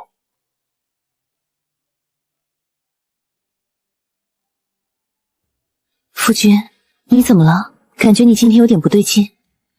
没事。你有什么事情都可以和我说啊。我是在兖州长大的，外祖父对我要求苛刻，我每天需要在天未明起床，整日疲累得不到喘息的时间。后来我到了京城，才从那种窒息的管束中脱离。同样都是谢家的子嗣，为什么谢灵君要被送去兖州？夫君，没事的，都过去了。我知道。我不应该说这些的，我不希望你觉得我惨。我从小到大都没吃过什么苦，没嫁人前有家族撑腰，嫁人后虽说你的家人对我总是不好，可你也会护着我。祖母如今也不再苛责我。我不知道你以前经历过什么，但以后有我。夫人，这话是你说的，不许反悔。不反悔。证明给我看。这要怎么证明？来吻我。你大早上的来找我，就是为了吃葡萄？不是，我是来向你请教的。我怀疑谢林亨也喜欢我。淑仪，你老实告诉我，你对谢林航到底是怎么想的？他伤心的时候我会难过，他开心的时候我也觉得开心。我希望他能像我爱他那般爱我。我想好了，我想告诉他我爱他，可是我不太肯定他喜不喜欢我。他都那样对你了，还不叫喜欢？那你觉得我应该什么时候和他袒露心意？过几日不是秋猎吗？皇家猎场风景好，人也少，你找个机会单独跟他说。秋猎确实是个好机会。父亲，您打我！打你？我还想打死你！你知不知道外面都在传什么？传你痴恋谢灵衡，传你为了他不肯嫁人，传你不知廉耻。我没有，我只是什么？只是不甘心，只是觉得谢灵衡该娶你。张心妍，你醒醒吧！谢灵衡早就成婚了，娶的是裴淑仪。他们成婚都半年了，你还在做什么梦？我已经给你看好了一门亲事，户部侍郎顾肥。过几日秋猎他会去，你也会去，你给我抓住机会。顾肥？对，顾肥是皇上钦点的状元，比你心心念念的谢灵衡也差不了多少。你若能嫁给他，后半生也不错。父亲，秋猎之后，若是谢灵航和裴淑仪还没有和离，我便听您的话嫁人。为什么一定要在秋猎之后？女儿只是想亲眼看看谢灵航到底有多宠裴淑仪。若是真的恩爱，那我便死心。行。裴淑仪，这是我最后的机会，我绝不会轻易放过。书房的床那么硬，他能睡好吗？书房的床榻好硬，公子你难道忘记了吗？哦，从前在兖州的时候，你也是枕风宿雪，时常睡在木板上锻炼耐力。唉，今晚估计又要在书房凑合一晚上了。今晚回屋睡吧。不必，我觉得书房倒也不错。好吧。长夜漫漫，你一人终究难熬，我便还是回去睡吧。我一定要在秋猎告诉他，我心悦他。少夫人，先用晚膳吧，大公子今儿怕是又得忙到很晚。督察院最近确实忙，谢凌轩每日早出晚归，有时候我睡着了他才回来，我醒了他却早已经走了。夫妻俩明明住在一个屋檐上，却跟牛郎织女似的。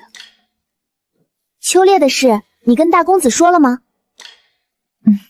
谢凌轩最近忙成这样，我张不开嘴，等他不忙了再说吧。这么晚了，还在看画本？夫君，你去秋猎吗？你想去？你要是忙就算了，我也不是非去不可。去，我陪你去。可是你不是忙吗？再忙，陪裴夫人的时间还是有的。罢了，公务暂且推一推，裴夫人要紧，我明日还要上朝。快睡吧。退朝。谢大人留步，陛下召见。来陪朕下回棋。你的棋艺退步了。陛下棋艺精进，臣甘拜下风。行了，别在这儿拍马屁。明日随驾，你跟朕同城。怎么，不愿意？臣不敢。行了，回去吧。明日一早出发。这位陛下又想干什么？大公子呢？陛下传召，大公子随嘉诚御驾了。御驾？皇帝对谢凌寒似乎格外看重。少夫人先上车吧，队伍要出发了。裴家那个小的叫什么来着？裴淑仪。朕听说你为了他顶撞英国公的老夫人。陛下消息灵通，谢灵恒，你从前可不是这样的，冷面冷心，油盐不进。朕还以为你这辈子都不会对谁上心。陛下说笑了，你那个夫人，朕倒是想见见。陛下若想见，秋烈宴席上自能见到。怎么，怕朕为难她？朕就是想看看是什么样的姑娘，能让你这个冷面阎罗动了凡心。她很好，比臣这种连真实身份都不敢暴露的人要好。我有什么错？我只是想给贵妃报仇而已。谢灵恒作为贵妃的儿子，还是太过心软了。陛下，谢大人到了。你来了。你脸色怎么这么差？有吗？可能是赶路赶的，头有点晕。没发热，躺下歇会儿吧。我没事，就是有点晕，歇歇就好了。不过你今天怎么在御驾上？陛下对你很好吗？还好。睡吧，今日赶路辛苦，早点休息。男子们要进山围猎，你在营地等我。你们要猎什么？鹿、野猪、狐狸都有，猎得多，晚上有赏。那你多猎点。谢灵恒说了让我在营地等他，那我就去营地看看。少夫人，您看，张心妍的心思我不是不知道，只是如今我和谢灵涵好好的，张心妍再怎么折腾，也不过是跳梁小丑。听说丞相府在给张姑娘相看人家了，好像是张丞相的意思，想让张姑娘尽快出嫁。亲王殿下，猎鹿3头，野猪1头，狐狸2只。六皇子殿下，猎鹿2头，野兔若干。谢凌轩能猎到什么呢？英国公府谢大人，猎鹿5头，野猪2头，狐狸4只，野兔6只。哇，谢灵涵大人骑射功夫果真了得，可不是嘛，文武双全，还生得那般俊朗，可惜早早成了婚。这个男人怎么越来越好看了？凭什么谢灵征眼里只有裴淑仪一人？不过没关系，很快裴淑仪就会完蛋了。今晚我就要告诉他。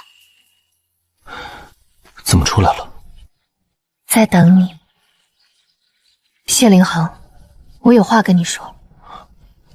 我心悦你，我在你心中应该也是重要的存在吧？我该说什么？说我早就知道了。夫人还小，单纯天真又美好，她喜欢的是我光风霁月的外表，是我在她面前刻意维持的模样。如果她知道真正的我，内心深处藏着编织和疯狂，她还会喜欢我吗？答案显而易见，她不会的，没有人会。我等到了答案。我违反了我们的合约，你会和我和离吗？不会。没关系，被拒绝了也没关系，我会一直喜欢你的，总有一天能搞定你。你别跟来。我想追上去告诉他，他很重要，比任何人都重要。可我的脚像是生了根，一步都迈不动。裴淑仪，你真没用，被拒绝了就哭，多丢人。不过大大方方的说出来，总比藏在心中不声不响的好。至少我知道了，他不喜欢我。我知道他性情古怪，他冷淡，他刻薄，他毒舌。可那是因为他从小不在父母身边，这些都不是他的错，是旁人的错。他不喜欢我，我就努力让他喜欢。只要谢凌轩不和我和离，我早晚有一天能打动他。狼心似铁，不敌我千娇百媚。任他多么的冷心冷情，终有一日能拜倒在我的石榴裙下。这么晚，你在乱跑什么？这个声音，1年不见，你变得更漂亮了。你怎么还是这么毛毛躁躁？你别过来！殿下想对臣的妻子做什么？他来了。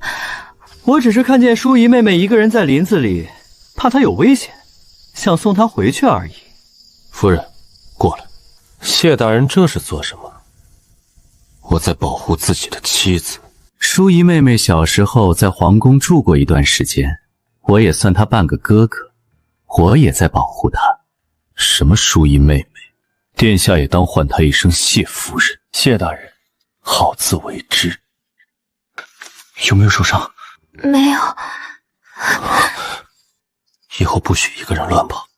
若是今晚之前，我会觉得他喜欢我，可现在觉得他只是在保护妻子而已。无论他的妻子是谁，他都会这样做的。回去吧，明日求猎还会正常进行的。谢灵亨一早便被皇帝召去，说什么要商议军务，我独自待着，正好看个热闹。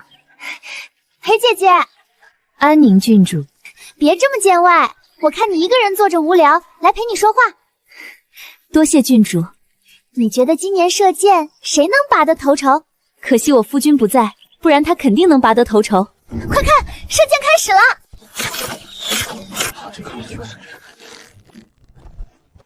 好，顾大人好剑法，好厉害！顾大人可是去年的状元，文才好也就罢了，骑射也这么厉害，当真是文武双全。我听说他至今还未成婚，也不知道哪家姑娘有这个福气。确实如此。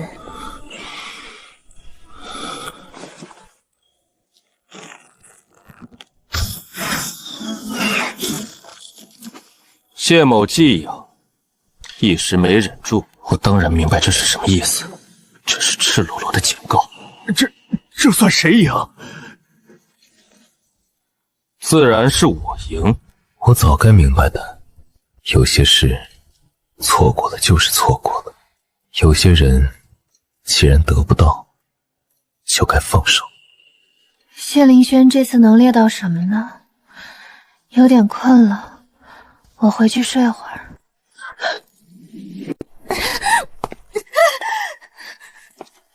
别费力气了，外面都是我的人，你跑不掉的。你想干什么？我想干什么？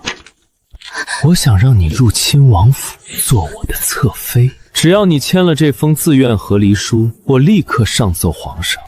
我已经嫁人了，我是谢灵豪的妻子。那又如何？你信不信？我现在就让人散布消息，说谢夫人与我在此私会，到时候谢凌轩和英国公府颜面扫地，你除了跟我，还有别的活路吗？他这是要毁了我的名声，让谢灵进蒙羞，让英国公府蒙羞，逼得我不得不顺了他的意愿。谁能来救救我？谢灵星，你在哪儿？公子今日猎这么多，陛下见了定要再赏。怎么回事？为什么我突然感觉很慌？公子，怎么了？那是嘉亲王的营帐。谢大人，您怎么来了？亲王殿下正在休息，您不方便进去。谢大人，您不能进去，这是亲王的营帐，擅闯可是大不敬。让开！殿下正在里面休息，谢大人这是要做什么？您不能进去，您这是要得罪亲王殿下吗？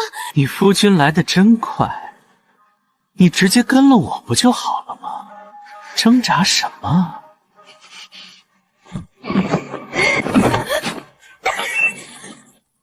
谢灵亨，快进来，来救我！有人行刺亲王，致使其身受重伤，速遣铁骑将此处营帐围住，不准任何人进出。是。你怎么进来了？外间的守卫都是干什么吃的？我可是亲王，营帐我要重重守卫。谢大人这是要做什么？擅闯我的营帐，你可知道这是什么罪名？转过身子去，无论听见什么，都不要回头看一眼。我是亲王，你竟敢对我动手！你疯了！你竟然敢打我！你们国公府的人都吃了雄心豹子胆！我要诛你九族！九族，殿下不妨试试，你方才用哪只手碰了他？你辱人妻子，该死！可你现在是亲王，我无法动你，便废掉你一只手。若再有下次，断的就不只是手。夫人别怕，刺客伤了亲王的左手，已经逃走。周景，去请太医来给亲王治手。是。我和嘉亲王联手本该天衣无缝，无论裴淑仪有没有跑出来，她的名声都毁了。可我万万没想到，谢灵恒居然敢直接闯进去对嘉亲王动手，我不甘心。我不会再让任何人伤害你。不过你刚才说妾身是刺客，干嘛还要把妾身带回营帐？小傻子，我怎么会喜欢这么……臣谢灵汉，叩见陛下。平身，赐座。怎么回事？嘉亲王那手……陛下，臣有一事要禀。何事？臣的左手被谢灵恒废了。父皇，儿臣也听说了此事。谢灵汉擅闯亲王营帐，对亲王行凶，其罪当诛。臣不知亲王殿下在说什么。你废了我的左手，装什么不知道？殿下说臣废了殿下的左手，敢问殿下，臣为何要废殿下的手？臣倒是听说，秋猎最后一日有刺客潜入营地，伤了殿下。臣当时正好在附近，便出手伤了那刺客，也算是为殿下报了仇。够了，灵恒，你可知罪？臣不知罪。好一个不知罪！哼哼。谢灵恒擅闯亲王营帐，虽是为秦刺客，但终究有失体统。击杖30，以儆效尤。父皇，谢大人是为了秦刺客才……住口！再求情，连你一起打。臣领罚。殿下，你想做什么？不做什么。殿下既然要当众提起刺客一事，那臣手上有从那刺客身上搜出来的玉佩，不如请陛下查一查这刺客的来历。他怎么会有我的玉佩？不行，要是让陛下彻查此事，难保不会因为我对裴淑仪出手而惩治我。算了，左右谢灵行也挨了打，就先将此事翻篇吧。此等小事不用惊动陛下，臣会自行查找。至于臣的手了，确实是刺客所伤。那此事便算了，你们兄弟几个继续用膳。陛下有没有为难你？夫人放心，陛下不会为难我。今日是中秋，人都到齐了，开席吧。谢谢夫君。姐姐吃蟹。林环、池溪，你们二人自己吃就是了，他们两个有手，自己会夹。祖母，我给姐姐剥蟹，天经地义。您要是觉得看不惯，大不了我和姐姐回如意中用膳。笑什么？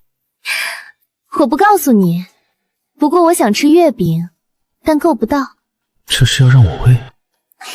哼，好吃。有了媳妇儿忘了祖母，我这把老骨头管不了那么多了。陛下口谕，宣督察院指挥使谢灵亨携夫人裴氏即刻入宫觐见。今日是中秋，宫宴早已散场，这个时候召我们入宫做什么？臣领旨，劳烦夫人随我入宫一趟了。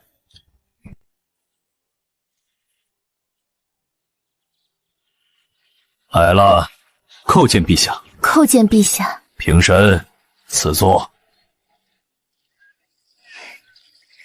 你和灵恒倒是般配。这几日督察院公务可还顺利？托陛下洪福，一切顺利。陛下在中秋节召我们入宫，却为了说这些。灵恒留下，朕有些事要与你商议。你夫人先在外头候着。陛下，淑仪她听不懂我们商谈政务，让她听着也行。我没事的。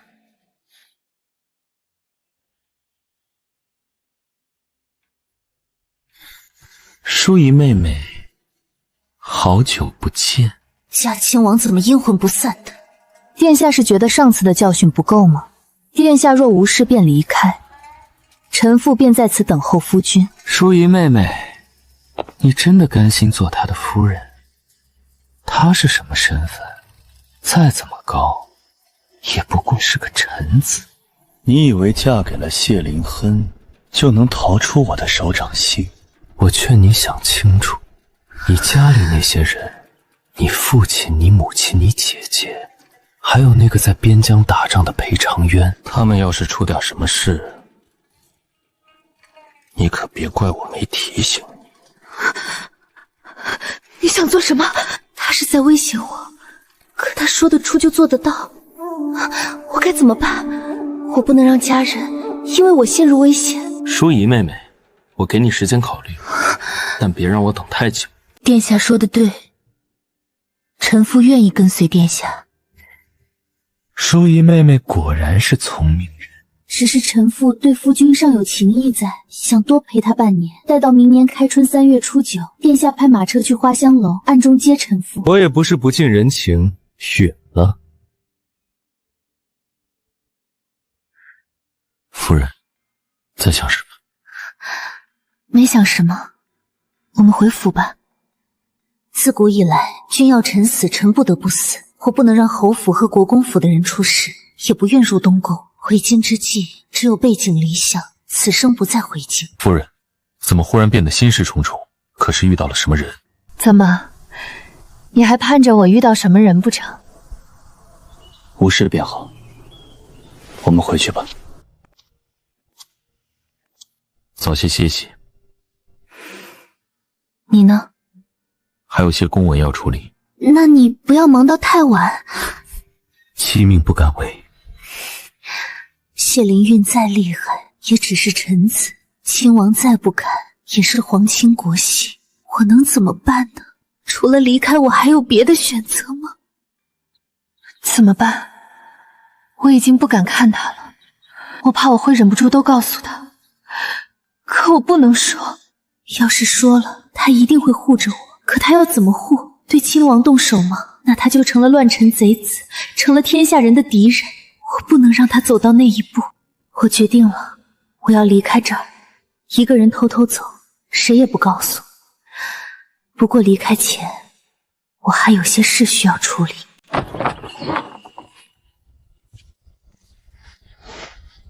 发什么呆？在想你怎么还不回来。这么想我？想。你做什么？夫人不是说想要为夫，这不是回来了？夫君，我们该有个嫡子了。怎么忽然这么主动？谢灵鹤，你是国之栋梁，我不能让你为了我背上乱臣贼子的骂名。只要你和家人平安，我愿意一个人在江南将我们的孩子养大。难道你不想要吗？没有不想要。那你最近可不可以早点处理完公务，多陪我？当然可以。这是我在国公府的第一个冲夕，也是最后一个。去江南录影的事办妥了吗？办妥了，奴婢托人办的，用的是老家亲戚的名头，查不到您身上。江南那边的宅子呢？也看好了，在苏州，是个2进的院子，不大，但清静。奴婢托人先租了下来，等您到了再慢慢看。您让属下查的事儿查到了，少夫人身边的秋宁前些日子托人办了陆氏，不是给自个人的，是给少夫人的。秋宁还在苏州租了出2进的院子，用的是假名。公子，要不要属下再去查？不必了，我已经猜到事情的来龙去脉。他既然不想让我知道，我就当不知道。公子这是什么意思？你不用知道，他不是说心悦我吗？怎么舍得离开我？相处了大半年，我算是知道了。裴淑仪虽然骄纵了些，但心眼不坏，对谢灵烟也是真心的。日子这么过下去也不错。年纪大喽，你们接着吃，我就先回去休息了。淑仪，池玉喝的有点多，我先扶池旭回屋了。出去走走。好啊。夫人，你有没有什么事瞒着我？没有啊，我有什么事能瞒得住你？要不是知道他买了陆影，知道他在苏州租了宅子，我真的会被他无辜的表情骗到。我骗过他那么多次，终于轮到他骗我了。其实我一直都很清楚，一见钟情的人从来都是我。夫人，你是不是想去哪里玩？他是不是知道什么了？没有，京城挺好的。从前我公务繁忙，也没带你出去玩过，心中颇感遗憾。不如等开了春，我向陛下告假数月，带你下江南玩。我才不要去！我记得你从前说过，想去江南看看。那是以前，现在不想了。为什么？因为我阿姐在京城，我爹娘在京城，你也在京城，我为什么要去江南？凭什么我被排在最后？好，那就不去江南。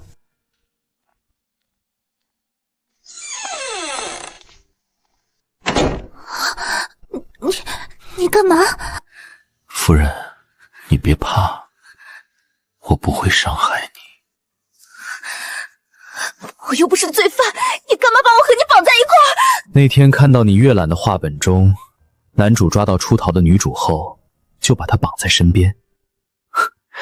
我瞧你看得高兴，以为你喜欢这种，想效仿这位主角，让你欢心。我确实喜欢看这种类型的画本，但现实遇到，我只会跑得远远的。别进步了。我太想进步了。真热闹啊！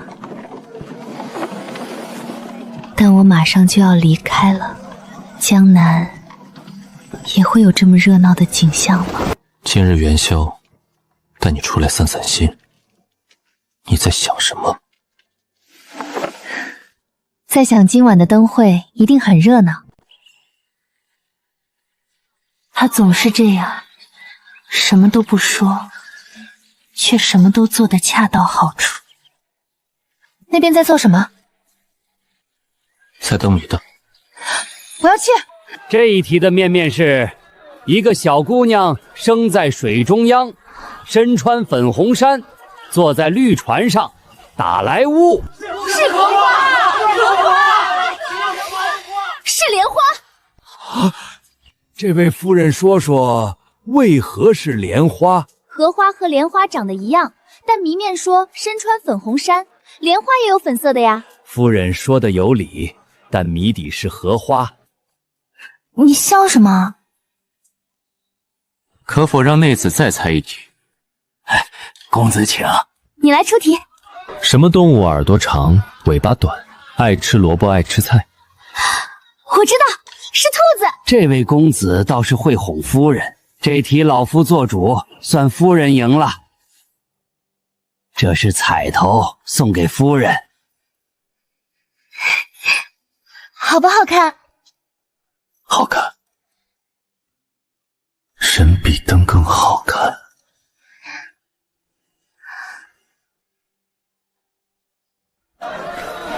你想要哪个？要那个小兔子。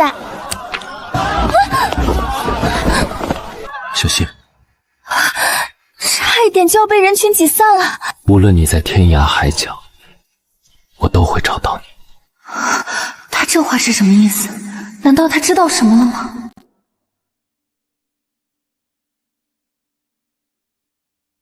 回去吧，夜深了。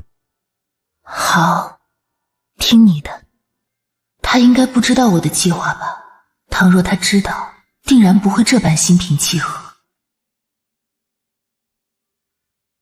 此去经年，风雨欲来呀！公子，都安排好了。苏州那边已经安排了人暗中守着那处宅子，只要少夫人一到，就会有人护着。京城这边也安排好了。好，一定要好好护着她，不能有半分疏忽。哪怕舍了那些宅子，也要保她周全。公子，您既然费了这么多心思，为什么不直接跟少夫人说？由您护送岂不更稳妥？说了又如何？他既然打定主意要走，我说什么都是徒劳。与其让他为难，不如让他安心。我也不想让他走，但京城马上就会变天了，倒不如让他先去江南，等一切安定后再接他回来也不迟。阿姐怎么这么看我？我脸上可是有花。你是不是有事瞒着我？你从小就这样，有事瞒着我的时候就会笑得特别甜。说吧，到底是什么事？阿姐，我可能要离开一段时间，具体原因我现在不能说，但阿姐放心，我会好好的，不管我在哪里，记得给我写信。淑仪，到底怎么回事？什么时候走？不管发生什么事，阿姐都会护着你。还没定，阿姐，我就是来看看你，看到你过得好，我就放心了。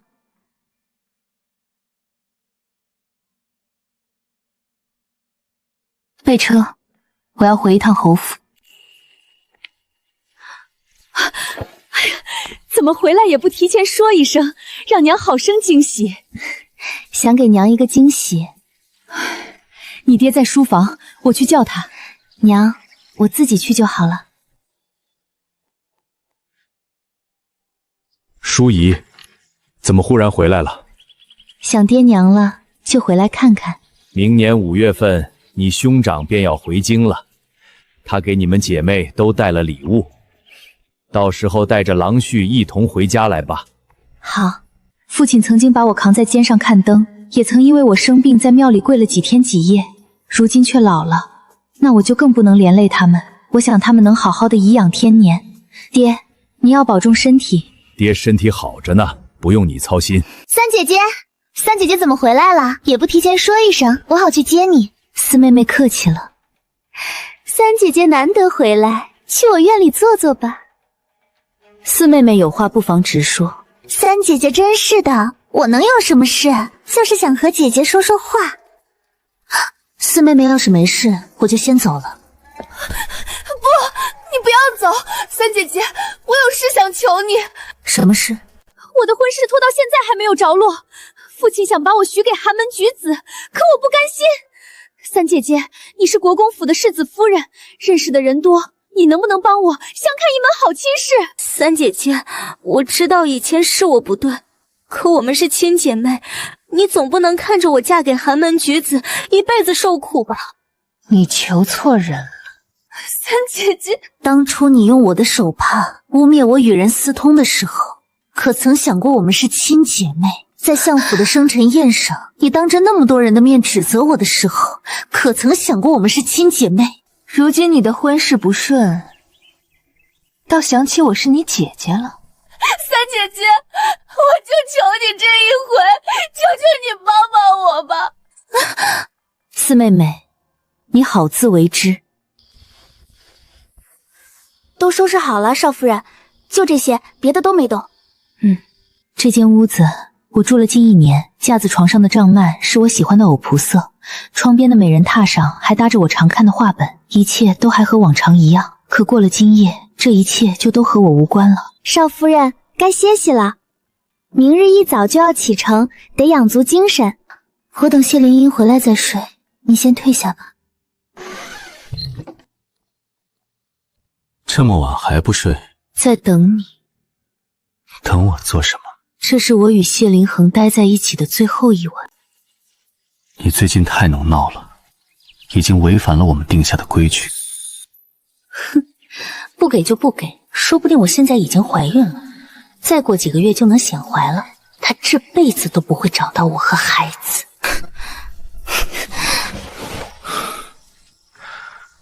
好了好了，早点休息。我其实还有很多法子，既能藏匿他，也能让他安全无忧。可他素来娇生惯养，不能被困居在暗处，也不能当小厮，所以我选择了暂时放手。但我知道，我终究是能找到他的。裴淑仪，这个菜桶是你的，那个菜桶是秋宁的。我待着的菜桶，瞧着比寻常菜桶要大，里头还有淡淡的香气，就像是有人精心为我准备的一样。坐稳了。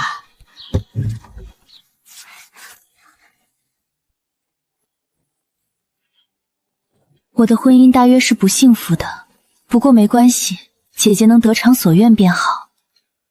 公子，你要是不想让少夫人走，现在还可以直接将人拦截下来。谁说我不想让她走？就该让她离开京城，在外头吃点苦。我怎么会舍得呢？但京城形势越来越差，我不怕我护不住他。等我解决完京城的事，便亲自下江南，将他接回来。